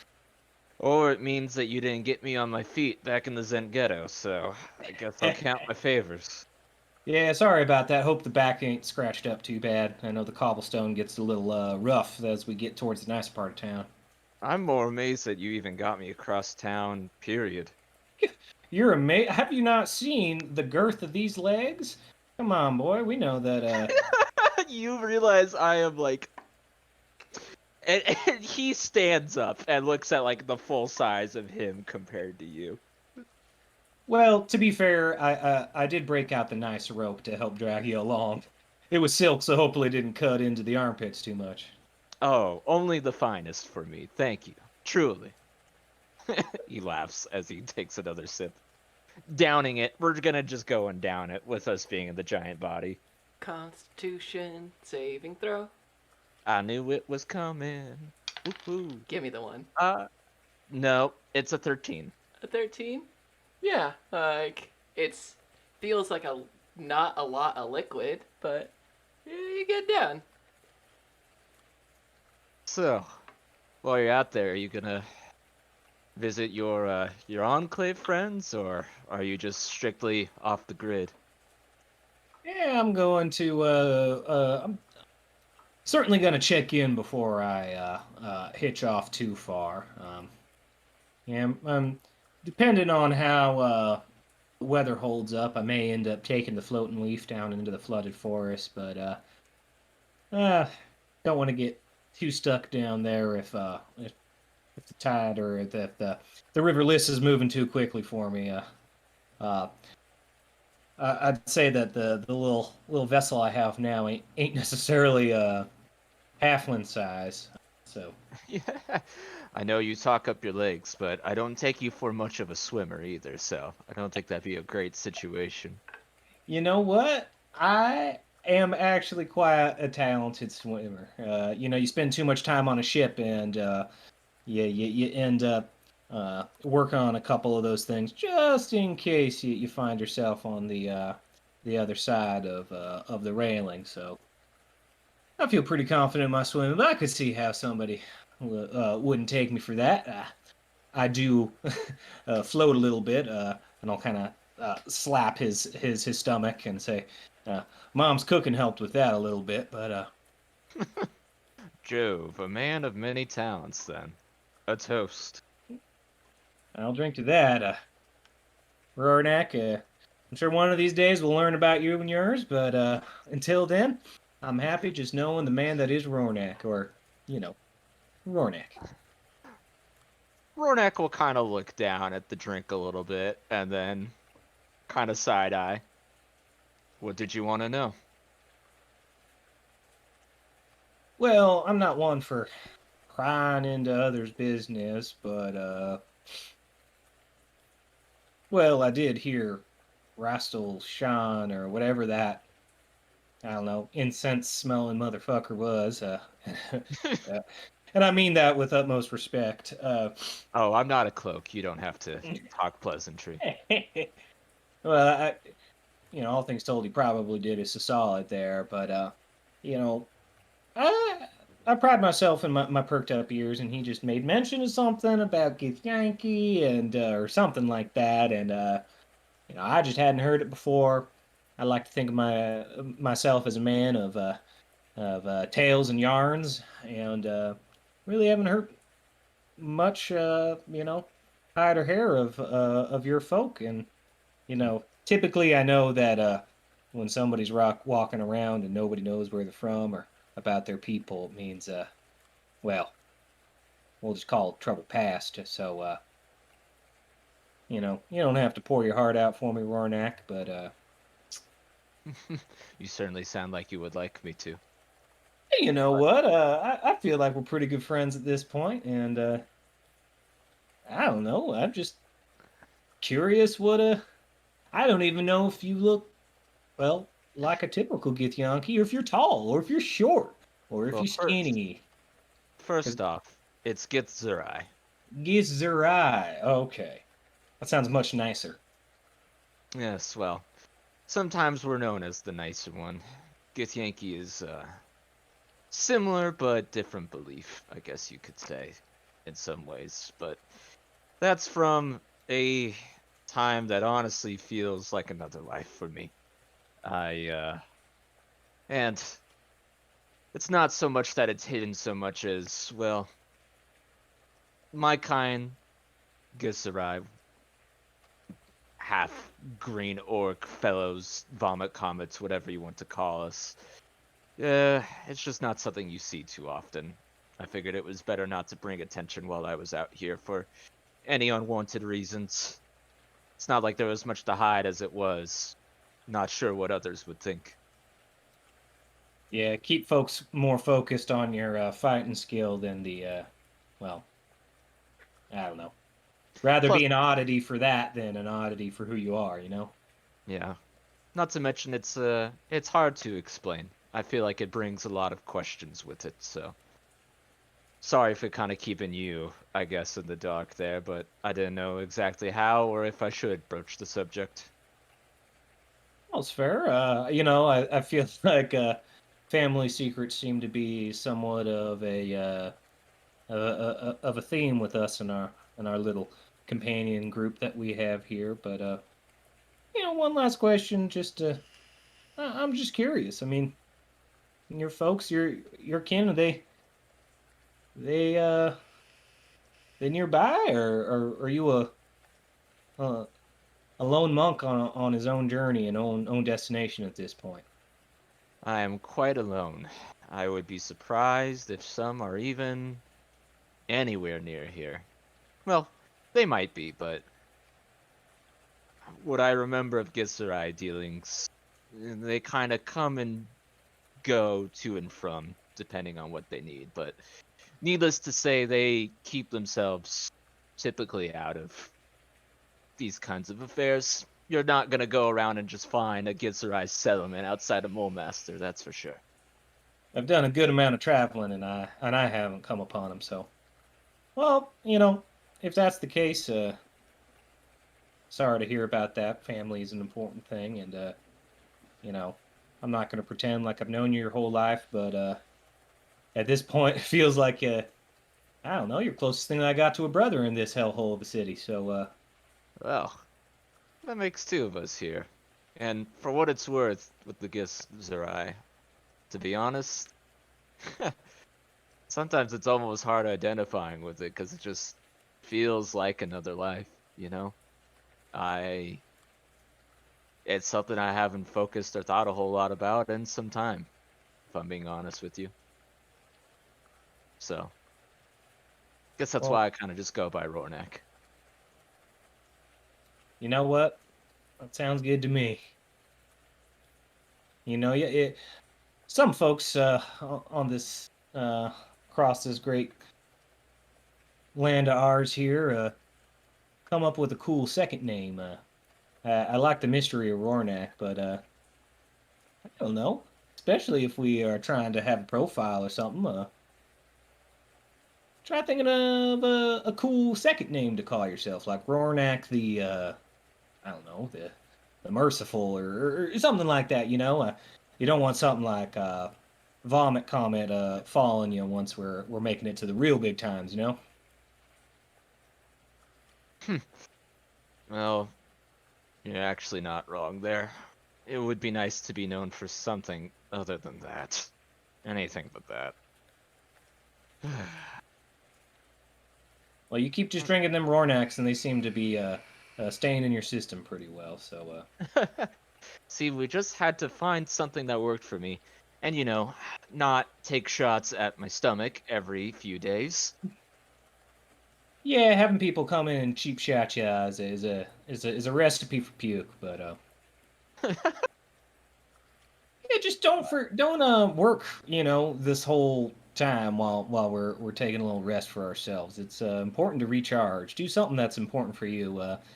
You know, uh, you're more than welcome to come with me outside the city if you like. No big deal if you got stuff that you're wanting to putz around here and spend your own time. But I'm gonna be trying to make it more of a habit of getting out of Mole Master every couple of days between our big adventures, and you know, I know it's going to be restorative for me, and for someone like yourself that seems to be a little more in tune to the things outside of just the cobblestone and the clanking of coins. I'd be happy to have you. Ugh, I do appreciate that. And I am tempted to take you up on the offer. The only thing is, I do think I have matters to attend to here first. I would want to spend some time at that House of Suffering that we were at. If Ilmater and any one of his following is in the city, I must speak with them and see it more for myself first. So maybe I'll take a little trek outside after that. But first well, it'll nag at me until I do it. I'm sure you understand. Absolutely. Consider it a standing offer, and just keep your head on a swivel whenever you're in the Zent ghetto. Yeah, I've never really gotten the best vibrations off of Ekwar, so I know his folk aren't the only ones, with machinations down in the Zent ghetto. So you know, just keep yourself tuned to what's going on, and well, the way that you handled the orphans last time, I have no doubt that you'll be a-okay. But a little bit of encouragement never hurt nobody. Nope, you are certainly right on that one. And right that have to keep your head on straight and on the swivel at the same time. Lord, Lord Well, knows who or what all truly goes on down there, but I I think I can handle myself. At the very least, well, just hope the Hawks aren't on me, but I'd be surprised if they approach me. We'll yeah, the see. nice thing is that you look a little bit different than when they got eyes on you before. So I stand out, but I stand out less. ain't that the truth? Well, I hope you find whatever you're looking for down at the House of Suffering. I think I'm gonna turn it in for the night. That Rornax uh, starting to hit pretty good right now. So if you don't mind, just I don't know if anybody else is asking where I am for the next couple of days, just letting them know that I've headed down towards the flooded forest, and certainly if I'm not back in a 10-day, well, something's afoot. So not to put too much responsibility on your Warnack, but appreciate the helping hand. Of course, I'll remember to learn how to swim better by that time, if it came to it. But I hope you find whatever you're looking for down that forest too, friend. I'll drink to that, and he'll finish off his Rornack and go settle up his tab and kind of do a little two-finger salute to Rornack as he heads up to his bed. Mark off 2 gold, Jove. Yep. As Yeah. Jove leaves, Roy, you're not quite small size yet. After getting there, this is probably that same hour. Crewmeg does come to you. Hey there. Oh, Yeah. big one right Had a now, business. huh? Yep, had a business trip and well, we improvised a little bit. You As far you gonna stay this size forever, or? as far as I know, I don't believe this will be permanent, but we're kind of waiting around right now to see how things turn out, you know? Well, can I make use of that extra big size real quick?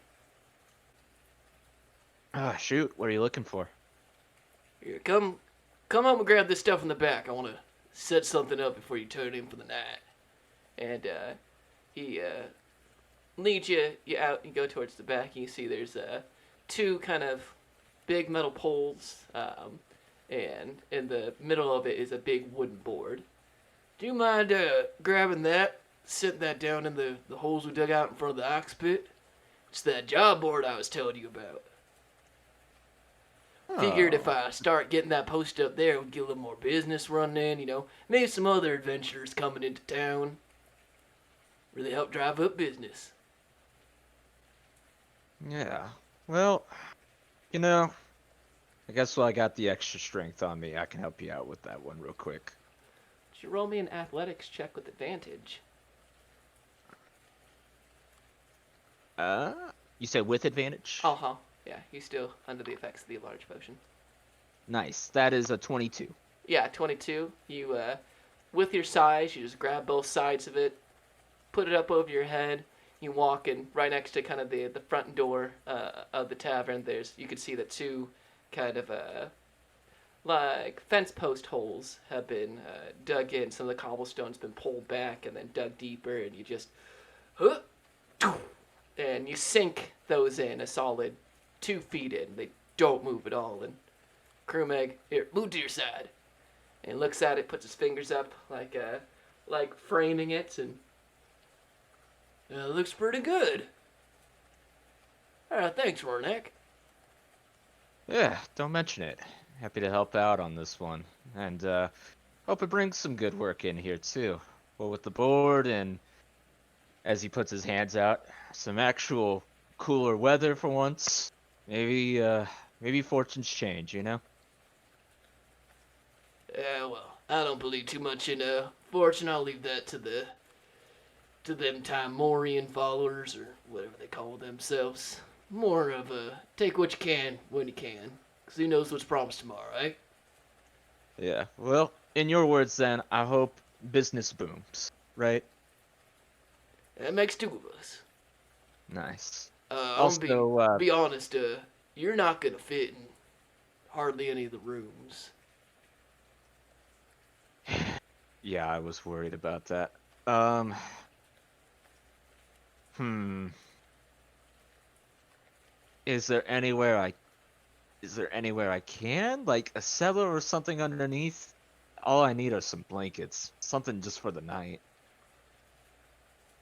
Yeah, I got a storage area I could set you up in. I mean, you know where their cellars are. Just don't hit your head on the way down.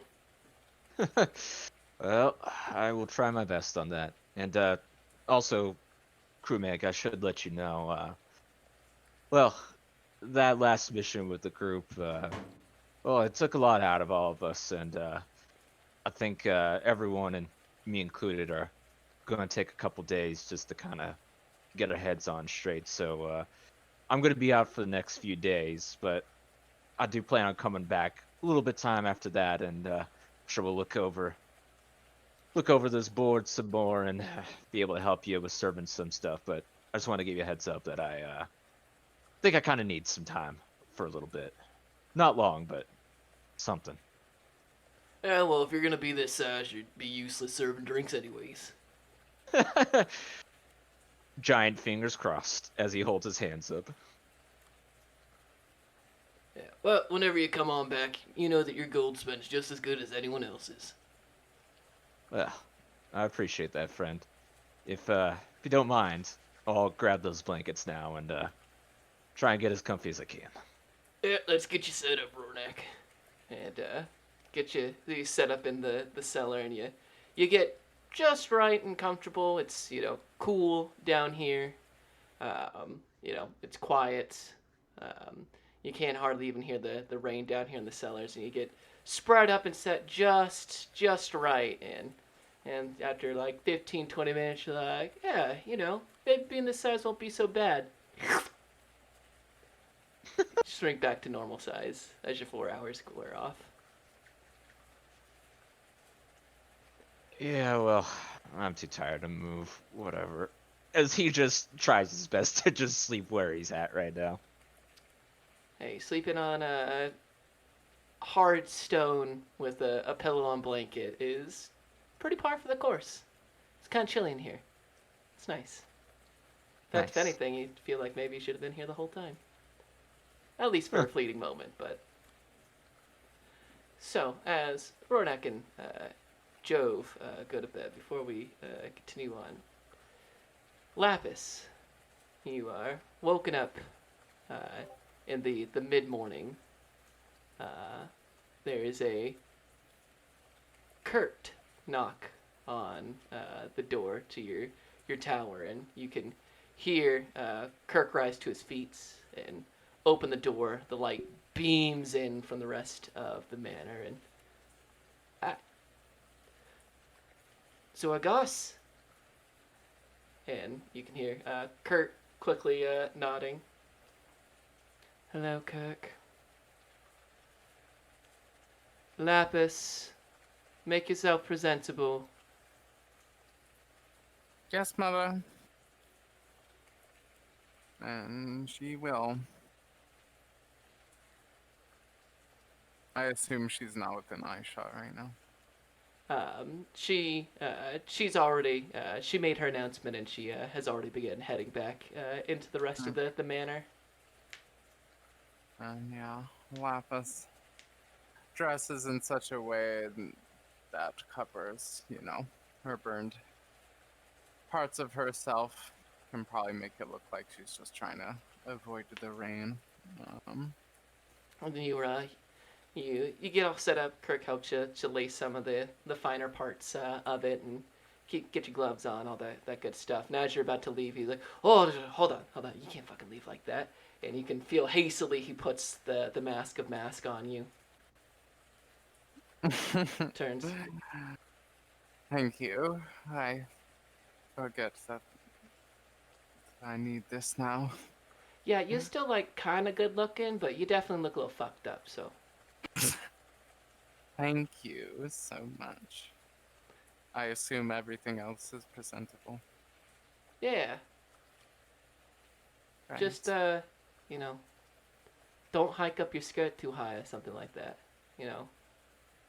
I don't know, with Andric, I'm sure I'll be. Never mind. She leaves. You have outdone yourself. As you head into the rest of the manor, and you can see that Kirk follows behind as he does very quietly his dark elf step. As you enter back into kind of the main hall, you can see Zoragos, and the young Goss are already seated, and your younger brother is just tearing into his food. I mean, he's just going at it. And with the mouthful full, "Hi, Abby." Hello, younger brother. The hair looks good. Thank you. I thought I'd try something new, something a bit more unique too, since I heard that you had lined up suitors for me. I thought I'd put in a little effort.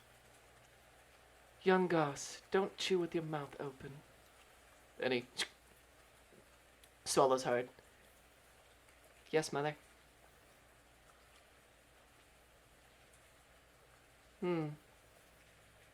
I'm glad someone at this table approves of your appearance, Lapis. As she just continues to calmly eat her food, Zorgos looks to you. Lapis! I have exciting news for you. I'm excited to hear your news. We are currently organizing an event to showcase some of the wonderful art to come for our fair city of Mulmaster. After that heat wave and some other rumblings of miscontent throughout the city from the rabble, some of the other blades and I have decided that we should be showcasing some of the best the city has to offer. So we've gathered some of the finest artists and artisans, and we're going to be setting up a show of sorts to last, well, quite frankly, however long we feel like it. It'll be quite the event. In a matter of 10 days, I've also arranged for you to accompany Andric. He's going to be showcasing some of his newer works. I've heard that he's taken quite a new approach to some of this art. And while I can't say that I completely understand Andric himself, I believe his work speaks for him. It'd be a wonderful opportunity for you to get to know each other and make introductions and see how you appear to the rest of the Blades of Mulmaster. Aren't you just absolutely excited at the prospect? I'm delighted for the opportunity you've provided me.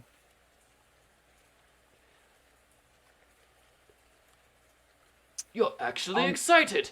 This is... And you appear to be in fine health.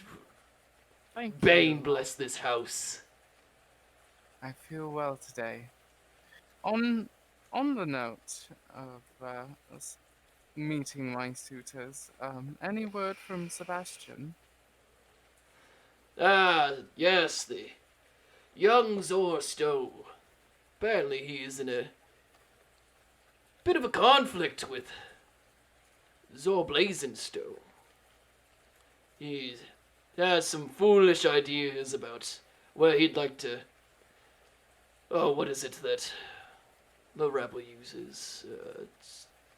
Field his wild oats? Swim with other fishes? Something menial like that. Anyways, he's been locked up in Zor Blazonstowe's manor for quite some time. So unfortunately, we haven't been able to set up anything quite so forward. It is a privilege to have the opportunity to court a goss. Well, I eagerly await word from him. If you could inform his father that I would be happy to meet at his, soonest convenience. Daughter, If just to get it out of the way before this event with Andric. Daughter, I'm moderately surprised at your willingness to participate in actively finding a suitor. You've shown resistance to such endeavors in the past. What brings about this change of heart?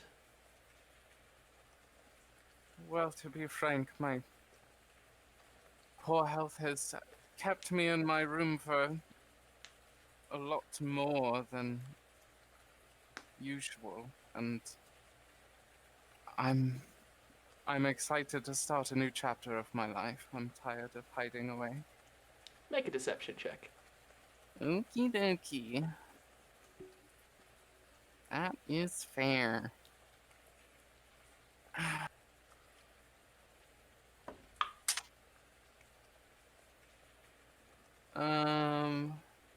That's a 14. You look at your mother's face, and even with the time you've spent with her, she is incredibly hard to read.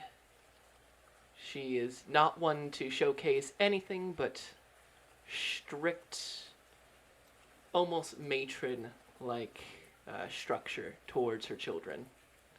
At least since becoming a goss. Even before that. Her eyes lock onto yours, and you can tell that you get the uneasy feeling she doesn't completely believe you. But, for the time being, whilst eyes still locked on. Well, that is an acceptable response. I will make inquiries into Sebastian Stowe and see if we cannot convince Zor Blazonstowe to reconsider allowing a meeting between the two of you. Thank you, Mother. You're welcome, daughter. I should also let you know, Lapis, that once this art debacle is over, we are planning an extended trip away from Mulmaster. Of course, you will be unable to come because of your health, regardless of your newfound vigor. During that time, you'll be left in the manor to your own devices. Do not abuse these responsibilities and privileges. Of course not, Mother. Ah, my sweet Zoragos. There's no need to burden Lapis with such things. It's entirely beyond her capabilities to wrestle with such things. Besides, what much trouble could she possibly get into? She can hardly leave the tower for an hour. You're so right, my dashing Zorgos. Zoragas. And it is a painfully upper class, almost, this is about as close to PD as you ever see them get to. Ugh. May I ask where you all will be going? Oh, well, I've had some new developments over at Fort Iron, so we'll be personally visiting. It'd be good to get the young goss out there, see what it is and what it truly means to wield authority over an entire fort. Isn't that right, young goss? And with mouth now filled with food and open again. Yeah, young guy. Mouth closed, young goss. Yes, mother. So we'll be leaving for Fort Iron for a bit, and I have some other business across the Moon Sea, and quite frankly, with this odd weather, the heat coming in, I believe my master needs a breath of fresh air, and as to the rest of us, I'm sure you'd find it quite boring and taxing to go into the full details of it. But you, I'm sure, will be endlessly entertained with Kirk. Whatever it is that you two do all day. He mostly reads to me. Or shows me some of his strange drow crafts that he creates. She glances at Kirk. Is he in here? Go ahead and roll an insight check. Okay. Oh no, dropped it. My insight is not good. That's a 2. Keeps it cool, calm, collected. Just rolls right on off of him. The drow. Well, I don't really have anything to say. Crafts and trickery. Most drow are slaving, child-eating bastards, but at least Kirk, you can willing to put up with Lapis, and that just puts you in a high regard in my eyes. So continue on, Kirk. Of course, Zorgas.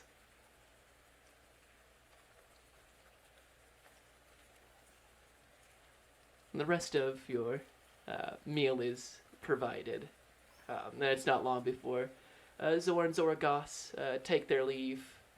Your brother continues to go for a second, then third helping of food before he kind of leans back and I think I ate too much. And you have to watch some servants help pick him up and scurry him off. There's a large sound of heaving down the hall at some points. Young Goss! That echoes through as you see a number of other servants running with the cleaning utensils until it's just you and Kirk alone at the table.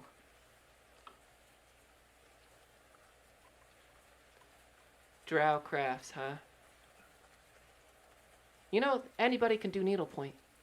You don't have to be... Anybody can do needlepoint. It just takes patience, skill, and dexterity. I'm sorry I said that. It's okay, I forgive you. Alright, can we get out of here? It's fucking bright. Yeah. As you head back to your room. Now we'll pan on over to Rornak. As you awaken in your regular size. What would you like to do with your downtime days? Alrighty. Well, I definitely do want to go, obviously, visit the House of Suffering and speak with the other people that follow Ilmater there and check in after we left. And then I do also want to spend downtime days to brew some more potions. I kind of forget what our cost was that we were doing for that the last time, though, since it's been a little bit. I believe It costs 25 gold pieces for you to make a healing potion, and you can make, I believe, 2 per downtime day given. 25 gold pieces to make one, and then you can make 2 in a downtime day. Gotcha. However, would you roll a d20 and add your, since you are proficient in herbalism kit, I believe herbalism falls under, I believe that's wisdom. So with wisdom and your proficiency bonus, roll me a d20. Cool. Oh my goodness, that's an at 20. For 24 total. Yes. 24 total. How many downtime days are you willing to work on potion brewing? Because it takes the day and the effort. It's not an easy process. The material is needed, and you have to watch it carefully or it spoils. How many Yeah. downtime days are you willing to spend on this? I am willing to put down 3 downtime days. And you would like to make 6 potions? Yes. You instead make 3. However, you have gained a lot of insight after making those potions. And so mark down 3 potions of greater healing. Yes. Those are 44 plus 4. Rory, yes. As So you said that's 4d4? They are 44. Nice. Mark off 75 gold pieces. Beautiful.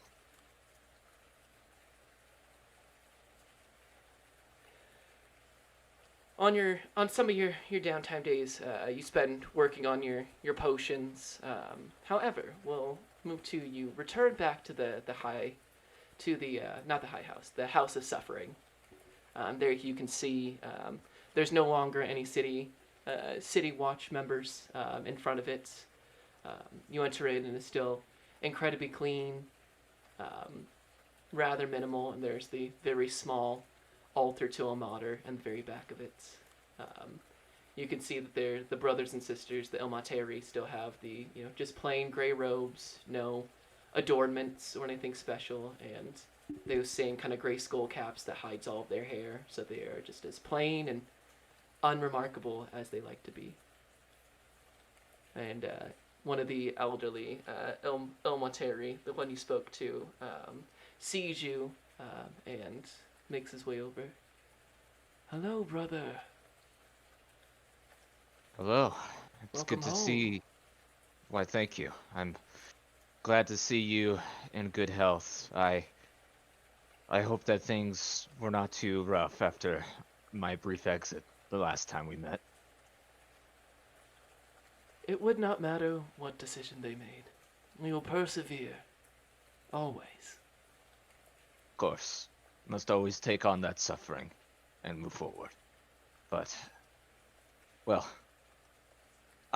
we did not have much time to speak last time, but I'm certainly not from Mulmaster, if you could not already guess, but to know that there is that there are people out here who truly follow Ilmater, I had to come back and see it again with my own eyes.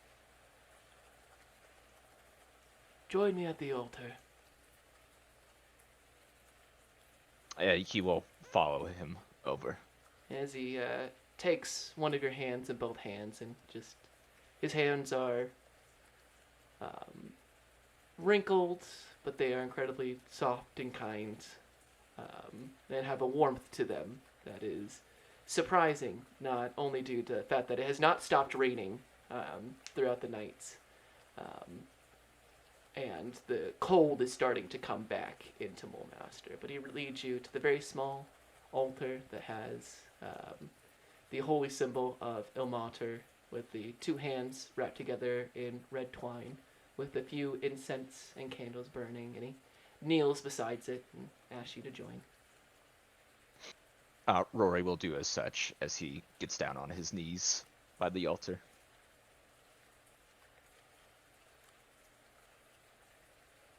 You are a follower of Ilmater, but I do not sense that you are a typical Ilmateri, brother.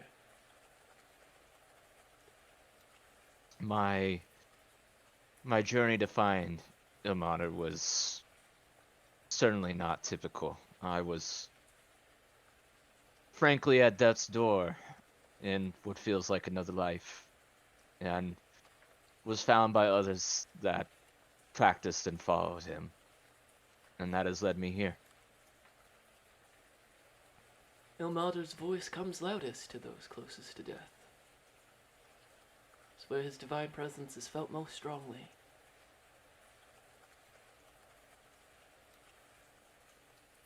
Tell me, It's true. where did Oh. you receive such mercy? I I was found near the glaciers just east of here, actually. I I do not remember much of the place in particular that I came to blows, but I was found by, if you're familiar with the monastery of the Yellow Rose nearby, they came across me and gave me a mercy that day. And it forever changed me. Ah, yes. Followers of Saint Saulers, the twice martyred. We do not Yes. see many from the monastery of the Yellow Rose in Mulmaster, but they will always find a welcome home here.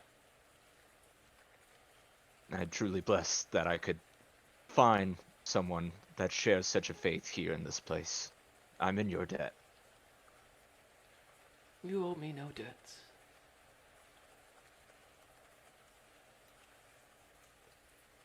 Are you planning to stay? Would you like to If join it- our good works here, the House of Suffering? Yes, if you would have me, I would like to be here for a few days to see this place for my own eyes, as I said, and to make sense of things. I thought that I came to Mole Master for my own gains and to grow, to see what this place had to throw at me and how I could be resilient in it. But I need time to make sense of it, and I feel being close to this place is as good of a place as any I would ever find for that. Ilmater does not scream, nor does he demand our focus. But only in a place such as Mulmaster does his voice come across so clearly. Remove your mask, brother. You have no use of it here. He holds out his Rornak. hands for your mask. Rornak will go ahead and take off the featureless mask And and show his Gitzerai face. he takes your mask and he places it behind the altar so that the hands are in front of it. Almost that the mask is, that the hands are from the mask. We do not have much in material gains, but we are more than willing to share what we have. And he leads you to kind of the small bunks where the Ilmatari switch out in ships who sleeps, and you're given a set of just plain gray robes, a gray skull cap. As once again, they don't refer to each other by names, only brother and sister. And he leads you through, and as you see just the injured, the sick, the poor of Mulmaster, and assist in different methods of healing. This is also a great place for you to practice your healing potions as an art. Some of it is simply giving medicine. Others is changing out bandages. But the strongest and the most prevalent care that you give during your time at the House of Suffering is simply being by the sides of those about to die. In your 10 downtime days, you watch over a dozen people move on to be judged by Kellenbor, and you offer them the mercy of companionship. They're young, they're old, but all of them do suffer. and at least in your one small way, you were able to provide a mercy.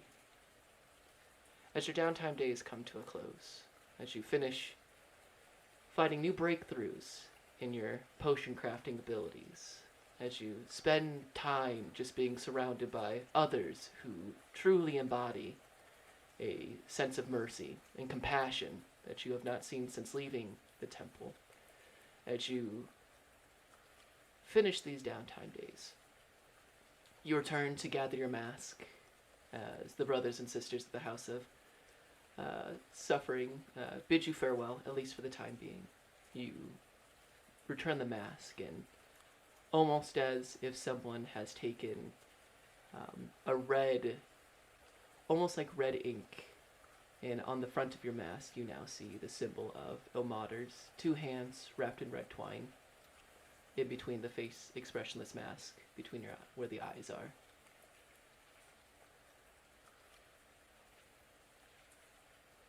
You ask around if any of the others Ilmateri had adorned your mask, and they all shake their head and turn nothing but smiles to you. Well then, it is a visage that I will wear openly, as he places it back on himself and gives his farewells to his brothers and sisters before taking off. They all smile and bid you farewell. The eldest brother takes your hands. I look forward to you returning to us. Your mercy is well received here. I look forward to when I might have some time again to ground myself here in these halls. Thank you again. Ilmater be with you, brother. And may he be with you. And may Saint Solaris also give you some good luck. He could almost feel a bit of a smirk underneath the mask. And he puts one hand onto your hand and grabs it, and another one to kind of your upper arm and squeezes gently. And then returns, him and the brothers and sisters of the House of Suffering return back to giving their alms. So, as that finishes up, Jove, we return to you. Yes. So Jove would have a better handle of this than I do as Kyle. Does Jove think that he would be able to pilot the floating leaf by himself into the flooded forest? What is it? Getting down there, Jove would know that getting down there, easy. You're just letting the river take you. If you're not actively paddling down there, it'd take you some time, but you could just follow the river lists in some of the other ones. However, the problem is getting it back. Yeah. As a one man trying to paddle upstream, and it hasn't stopped raining, which you know is only going to make things that much more difficult. That over time you'd have to start getting water out of the floating leaf. So while it'll be easy to get there, you more or less have to carry it back. Gotcha. Well, then Jove has, trekked to the, he doesn't necessarily like have something in particular that he wants to do in the flooded forest. He just wants to wanna get go camping. into forest. Yeah, he wants to go fucking camping. Have a night out under the stars. So, he went out there with Yavindel on foot from the city. So, I feel like he would be able to retrace his steps to go out that way, if the DM deems that acceptable. Yeah, as a ranger and somebody who spent a lot of time in nature, that would be most acceptable. I also believe that you wanted to write a letter to your gaffer. Yes, I actually want to. I want to do that while I am out in nature. So, Okay. so we'll do that when we do that. But as Job is making their way out of the South Gate, Yep, he does South Road Keep. He does want to head to the Shrine of Malar and pick a fruit from Yavindel's tree. You pass by the Shrine of Malar, and It's still raining. The while it's bright enough to see outside, it's still rather incredibly cloudy and dark, and you can just smell the hunt that comes from the Shrine of Malar. It's an uneasy feeling. You have both admiration and fear of Malar, the Beast Lord. He's not a particularly good god, but he's also not evil. He's like any ferocious animal. You give it respect, but you don't give it your hand. It always just kind of strikes you as how close you go to it, even if it's just simply a wooden shack with remnants of different hunts nailed into it. But you return to Yavindel's tree and pick off a fruit, and from it you hear, Yavindale, go. Hey there, Yavindale. This is Spring Warden Jove. I wanted to report back on some of the information that you had me go out and gather. All right, shoot for it. I've got some time now, thanks to this rain here, and I ran into a couple local adventurers who helped us kind of contain what's going on here in Elmwood. So we've got most of it patting down. So shoot. Well, Yavindale, you asked me to find out how it happened and who was responsible, and I've got both answers for you. So you had been telling me about that there was a young survivor, a young woman who had floated into the Bay of Mulmaster. Well, it turns out that woman, Ravia, as she is known, is actually the leader of the local cult to Imix, the I don't know, the fire elemental. I'm sure that they would have some other way of addressing the whatever they are, but essentially that Ravia pulled a fast one on all of us. She was trying to ferry a devastation orb from Elmwood to Mulmaster, where it was supposed to, explode. Though something happened, and it turned out that it detonated over near Elmwood. And as it happened, she ended up floating on the way over here. Me and my companions, we've been taking up the name Odd Jobs, just in case anybody's asking. We managed to get her and get Zora Colkin involved, who was the Zora that was living over in Elmwood at the time. And turns out that Ravia is an agent of Imix, and unfortunately, Zora Colkin had a butler who was a part of Imix's cult, and pulled a fast one on us, and ended up taking Ravia down to a chapter house here in the Zent ghetto. Luckily, though, we managed to save Zora Colkin and the rest of our folk, and we went down to pay that butler a little bit of a visit. Frankly, Ravia helped the ending of that butler's life, but we ended Ravia's for in turn, and we found ourselves a little bit of a journal, and in that journal, who I can only assume to be Ravia. Or Ravia, I might be getting the name wrong, but who cares? She's passed at this point. Looks like that's where we got the information as far as the ferrying of the devastation orb. And Jove will kind of look over his shoulder, just kind of instinctually in the Shrine of Malar, and say, we caught word within this journal that the cult had a quote-unquote pet hawk. And it just so happened that as we left this chapter house of Imix, that we were confronted by a hawk who promptly broke our cloak's fingers and lifted the journal right off of us. So unfortunately, we do not have that evidence in hand anymore. And then to make matters worse, I was poking around, as I do in the chapter house after we had ended the threat, and I found the most peculiar symbol. I had my cloak friend Fred Lapp take a look at it, and we both had a similar experience. The longer we stared into this almost, I don't know, rose-like torrent of a symbol. Felt like whenever I looked away and blinked that the symbol was still there.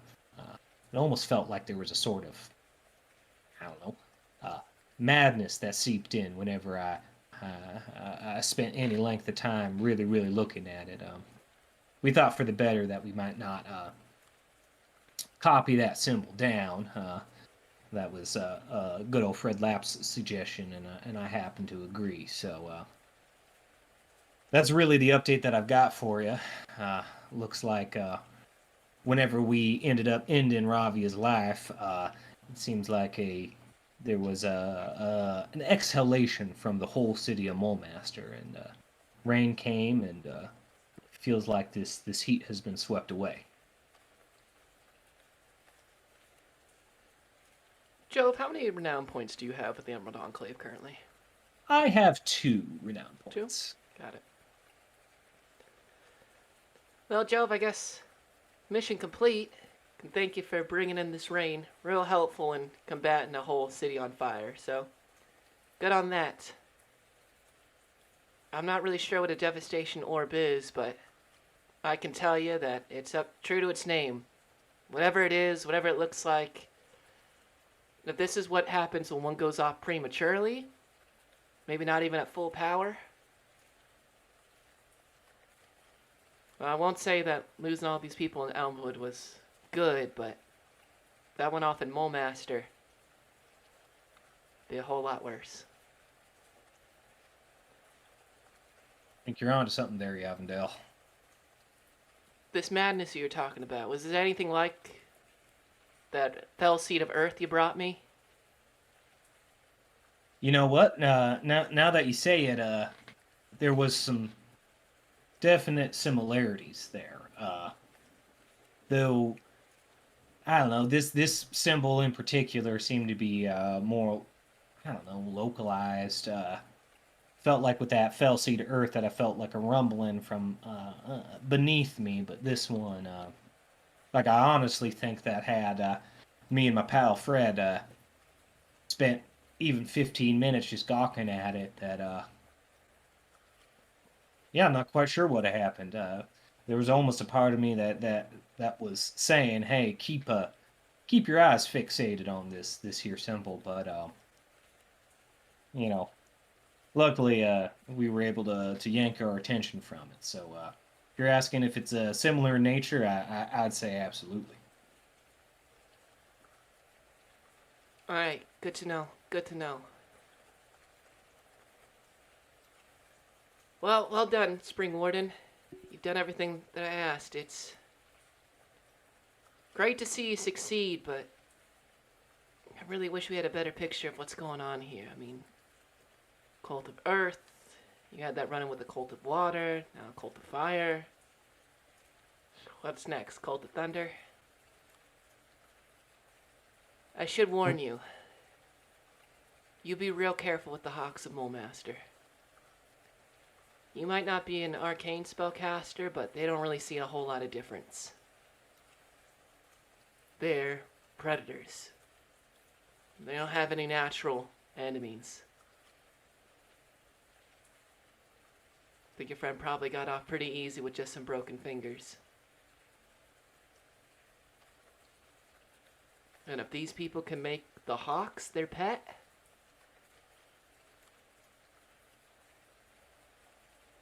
I think you just uncorked a bottle that can't be recorked, if you know what I'm saying.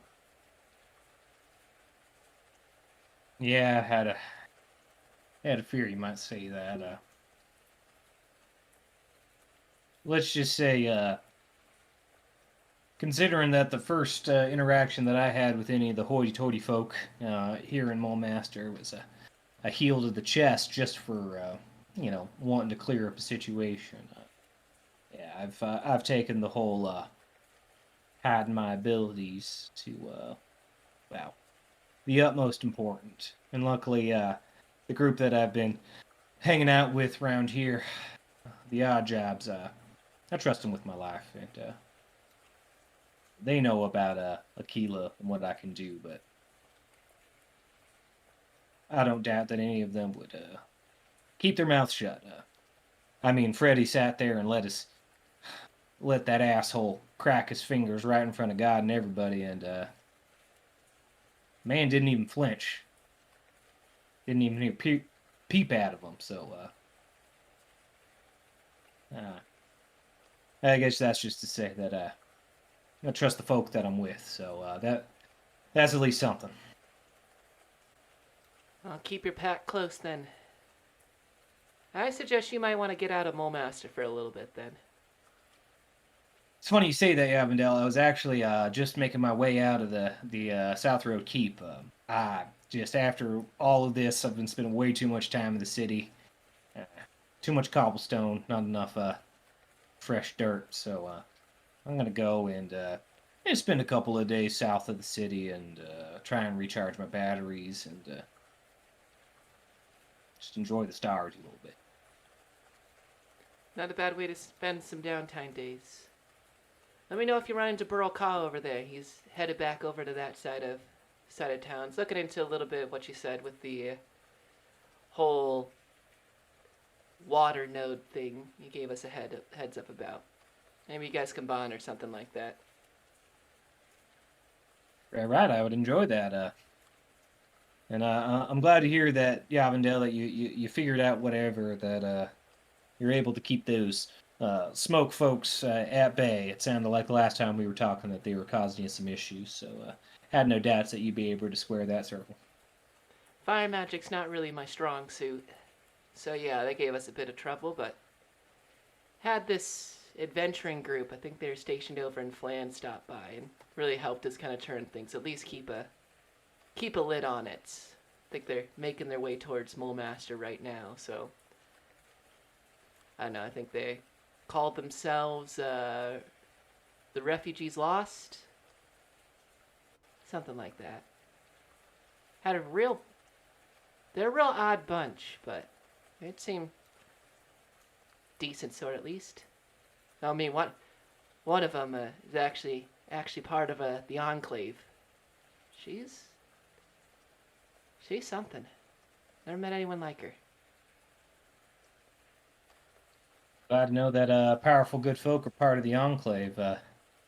If it's I was in Flan when the whole dragon thing happened, and if it's the same group that I'm thinking of, they're a mighty bunch that really, frankly, I owe my life to, considering we were inches away from having the boat that I was on getting lit up in flames. So makes me happy to know that there's other groups of folk out there doing good things for the Moonsea region. Yeah, well, if you ever run into Autumn Reaver, Seer and Lai, you make sure and pay her some respect, okay? Wouldn't think of doing anything else.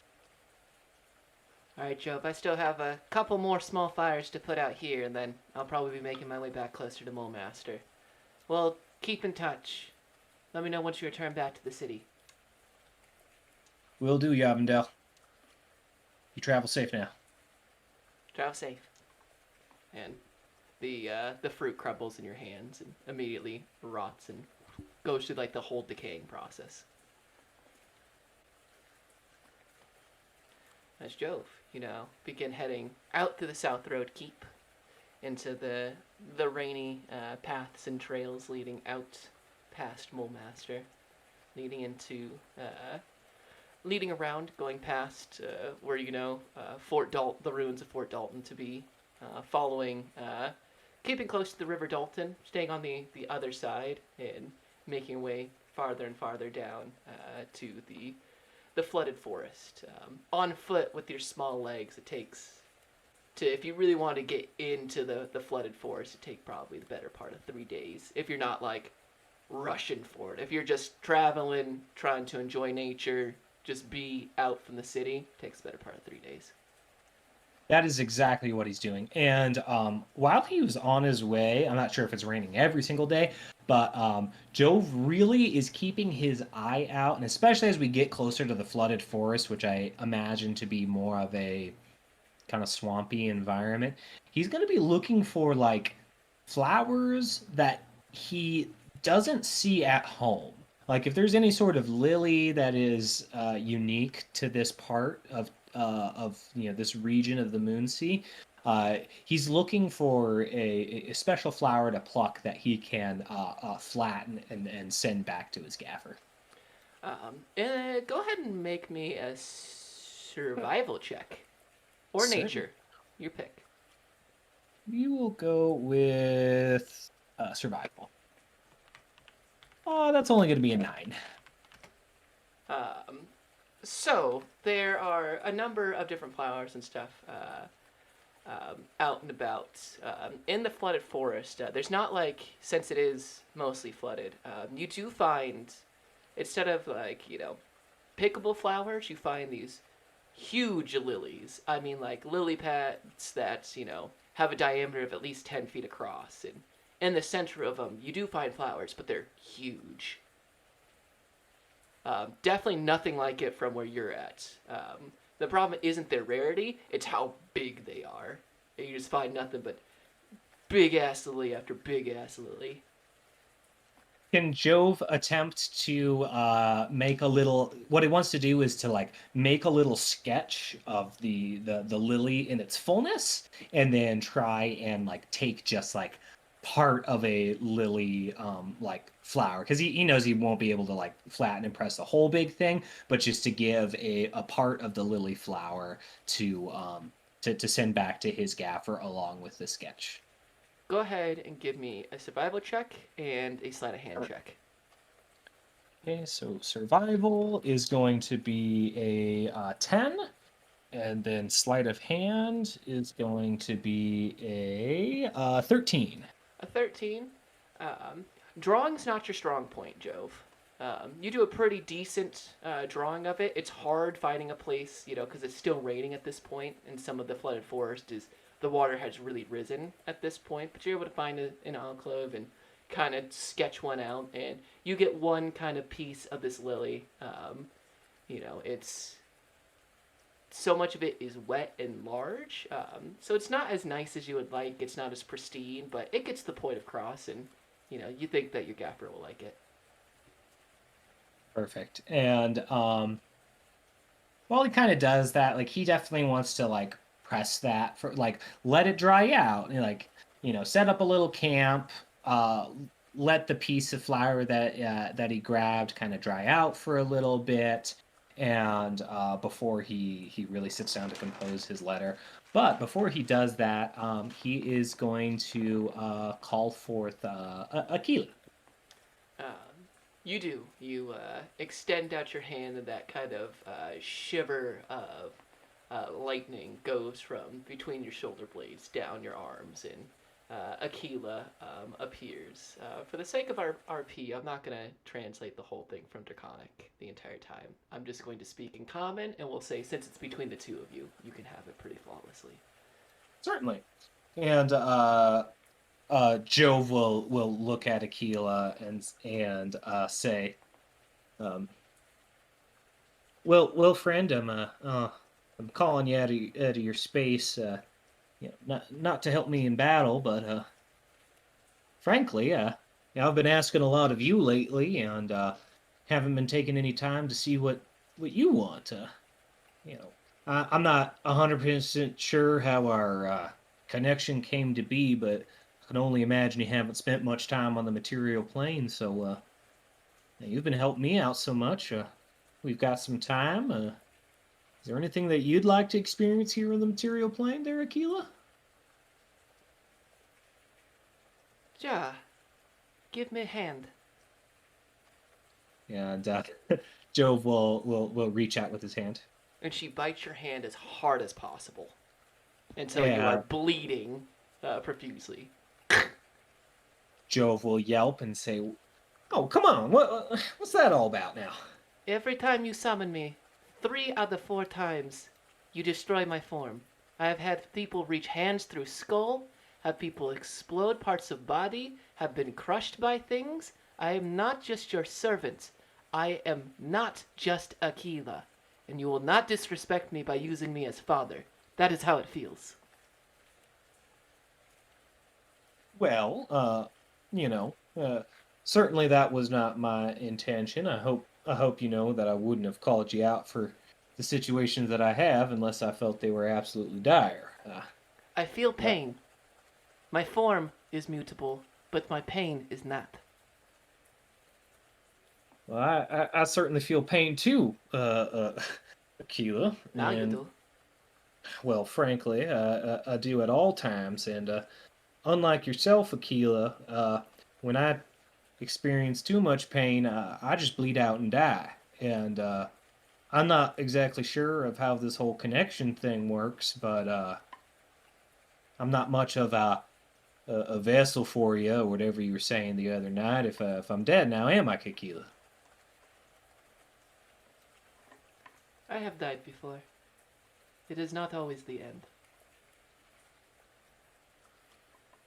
You know what? That's a little more well, I don't know. That's kind of reassuring in a way that I wasn't expecting. But regardless, I'm trying to do something nice for you, Keely. Here, I know. Don't like. I have definitely asked a lot from you, and I've heard you, and I know that you do experience pain, and I don't want you to think that you are my bonded servant or anything like that. That's not the type of relationship that I want to have. But whether we like it or not, we are bonded, and you know, I think that you have a certain set of abilities that will help me, and I would like to return that favor to you. Unfortunately, I don't know how much you know about common politics of the day, but having you out and about in the city of Mulemaster is kind of a non-starter.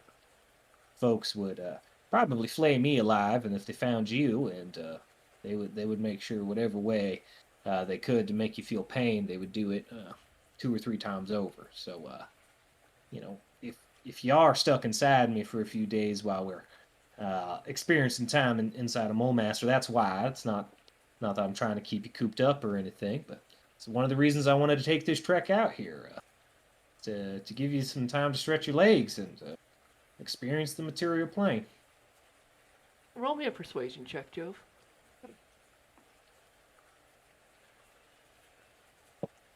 Ha! I rolled a 19 for an 18. 19 for an 18. What I want. What I want is to return to my former glorious form. I do not want to be this wingless, small creature. Do not want to be the beck and call of others. I want to return to my draconic heritage. But as the dragon lies, the land remembers. You need to be stronger. I'm a part of you. You are a part of me. Our strengths are tied, as is in some ways our life force. What I want is to be able to see the clouds again, to feel the sun uninterrupted by the shade of trees, to feel the strength return to my arms and strike down those who would do me harm.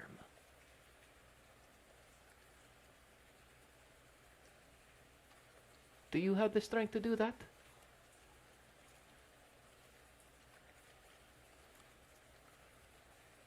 Maybe not at this exact juncture, Aquila.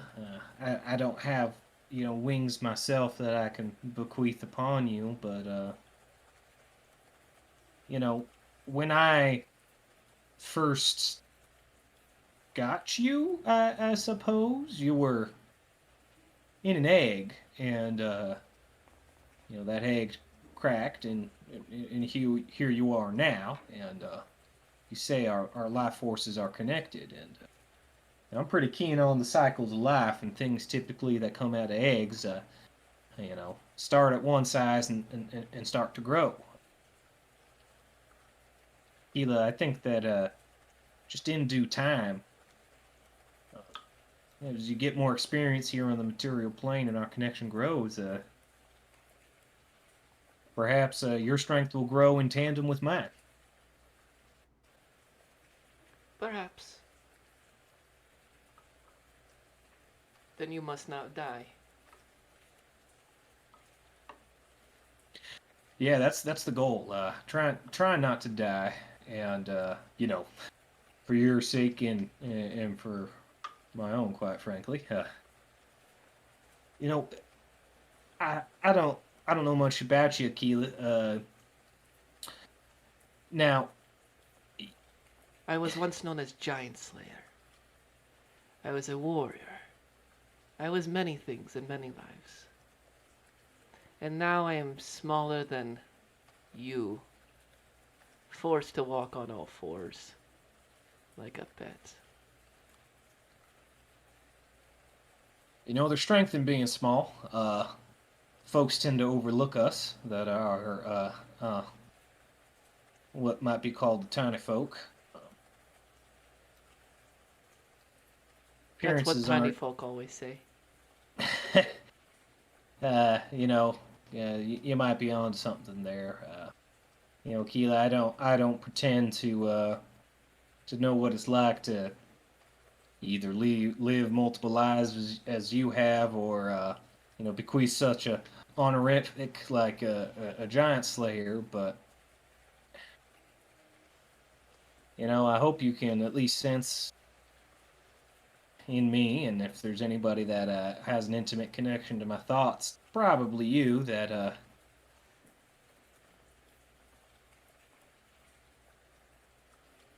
I'm not trying to.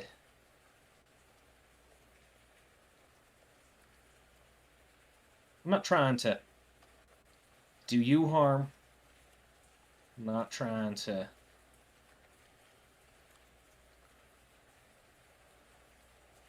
Well, Keela, I just hope you can sense the nobility of my intentions.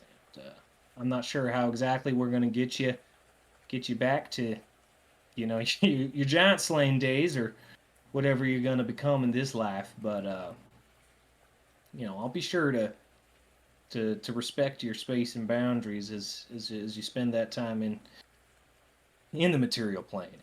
I'm not sure how much you care about the lives of us mortals, but you are directly responsible for the lives of multiple people, including myself. Now, not so much in that you carry it on your back, but the fact that the only reason that we're still here breathing is because of you. So, if there's nobility and honor in the world of dragons, you have you've done myself and my friends, frankly, the whole city of Mulmaster, a great kindness that I'll be sure that is not forgotten. What do you want, Jove? You ask me good questions. What do you want? And also, who is Gaffer? And why do you think so much of him? Well, first things first. What do I want, Aquila? Is I want a story. You're called Giant Killer or Giant Slayer. Sure, there's something to that. You don't just happen upon a name like that. That's something that is given to you because of the great deeds that you've done. I have no want for money or even necessarily for the fame, but I want to do something that's important in this world. And from what I can tell from everything that I've seen around this city and even Flan beforehand, the world is in a mighty bad spot. And what happens in the cities makes its way to Featherdale, and that is home. And you ask what my gaffer is? My gaffer is my grandfather. He's my father's father. I'm not sure how parentage works for your kin, but the one who raised me is my dad, and the one who raised him is my gaffer. And I've always had a stronger relationship with my gaffer. And in fact, he was the one that entrusted me with with the egg that you came out of. He had been gifted that, so the story goes, by a dragon in his adventuring days. He's written a book, and I I hope to write my own book one day and return back to Featherdale and be able to share my stories with the younglings and with the other old gaffers at the time and enjoyed life's real pleasures, knowing that I made a difference and that wasn't just something that was handed to me because my dad runs a business and I was the next in line. I want to earn it, Aquila. I want to meet this gaffer and ask who gave egg to him and why. You will help me do that, and I will help you not die. You know what, Aquila? That sounds like a sound agreement. I was actually just about to write to my gaffer, sort of like talking, but on paper over distance. So he's a bit away from here, and I could pose a question on your behalf. He already knows of your existence, considering that he was the first person, well, one of the first people that I told that you had made yourself a little bit of a home here on the material plane, residing, I think, directly between the shoulder blades. Kind of rolls his shoulders. I don't want letter to gaffer. I want to see gaffer. I want to ask question. We go to gaffer. Why not? Why not go now? Well, Aquila, there's a bit of distance between where we are and where my gaffer is. And unfortunately, whatever was bringing you above the sky and letting you bask in the sunlight, unadulterated by the clouds, has not transferred over to this material plane form you currently have. So we are a significant amount of time between a travel distance between here and Featherdale, and unfortunately, as things currently stand, business requires us to be in Mulemaster. Yeah, that woman who put her hands through your skull, I'm sure you remember that. I did not let that deed go unpunished. Moments after you re-entered my body, I made sure to throw a javelin as hard as I could and pierce her heart. She stopped breathing right there. I'd be lying if I was saying 100% because of you, but you know, like you said, we're a part of each other now, and I was not going to let that go undone. But had we not stopped her there, she was fixing to flatten the whole city of Mulemaster, and that'd be death on a scale that I think is hard for even a consciousness like your own to really grapple with. We're talking thousands of people dead instantly. And that would stop us from seeing gaffer, no? That would stop us from seeing Gaffer, considering I would have been incinerated along with it. So, as soon as we figure out what threats truly are bearing down upon the city of Mulemaster, I'd love a trip home to see Gaffer. And you know what? There's nothing more than I would want to do to introduce you to my gaffer. I think he'd honestly have some questions for you as well. Acceptable. We will grow strong, we will deal with the stink that is Mole Master. But for now, you write, and I will hunt. Sounds good to me, Aquila. And Aquila, sweet mercy. What's Aquila's wisdom score? She has a wisdom of 14. She rolled a 21 on survival. Oh, nice. Aquila brings you back like a whole, let's see, 300 squats, times 7. She brings you back a gator. Oh, God. Yeah, you know. Yeah, as you're writing your letter and you draw it and you're having some time and you can feel the energy being cold. There's always kind of like a tether. You can feel that more of your energy gets pulled from Aquila. There's suddenly not a balance. Suddenly you are on the lower end of the energy between the two of you. And then it stabilizes.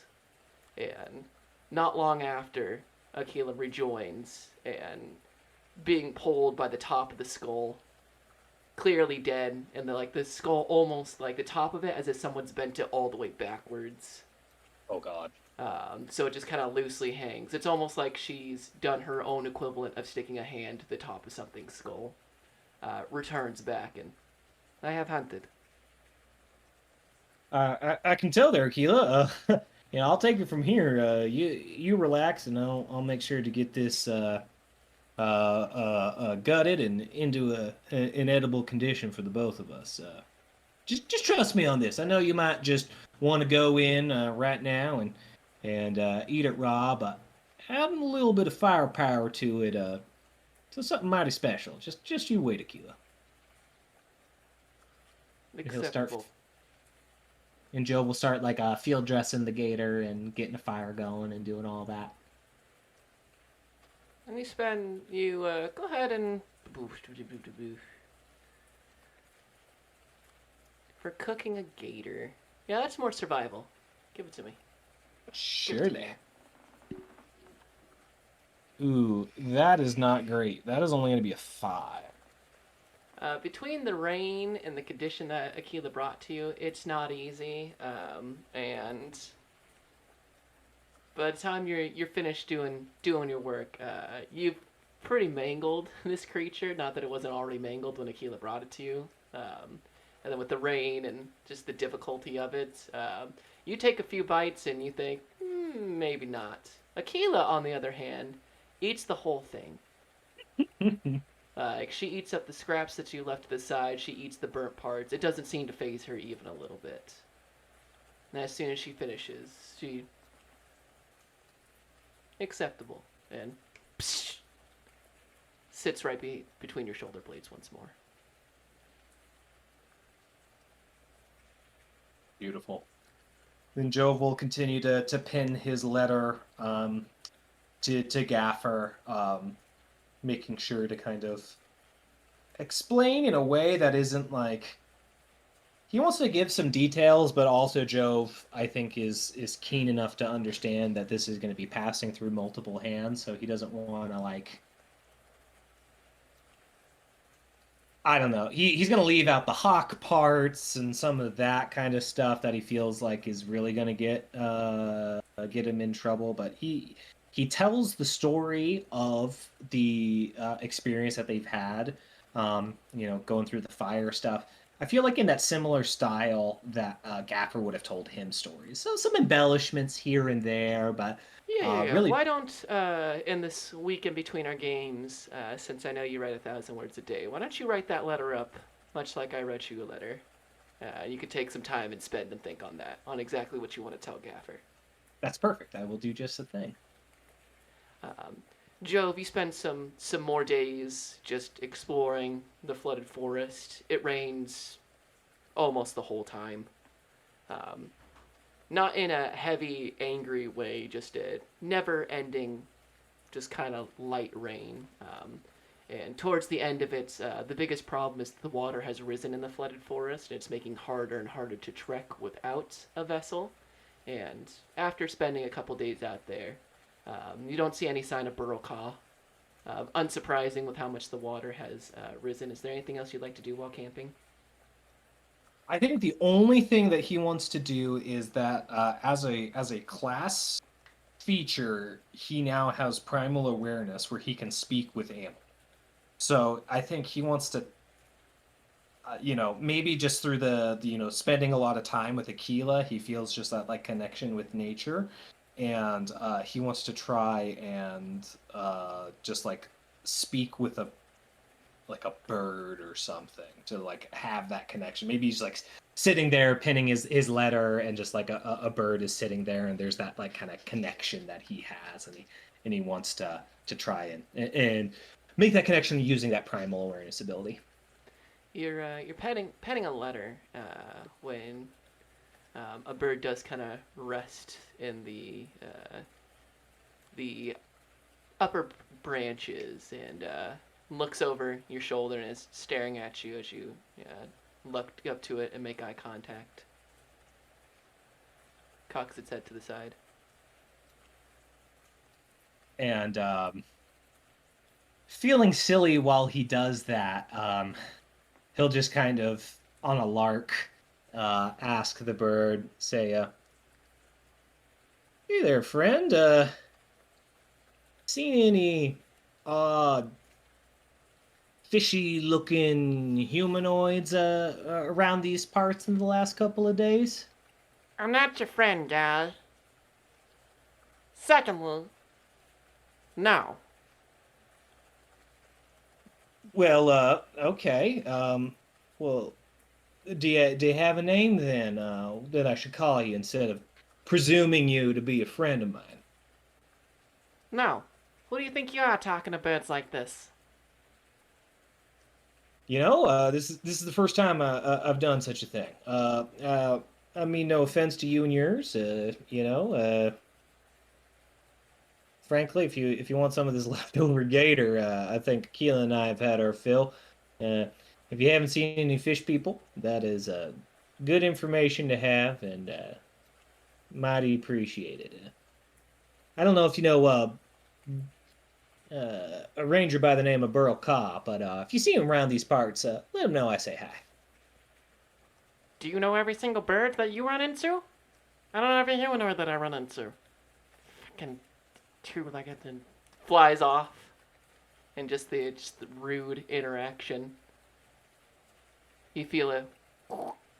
And right on the rest, the little bits of the gator, there's just a nice white pile of bird shit. Well, guess that's what you get for trying to make friends. And Joe will tip his hat back, puff his pipe, and enjoy his time out in nature. And as our downtime days begin to come to a close, I think for now this is where we're going to end it.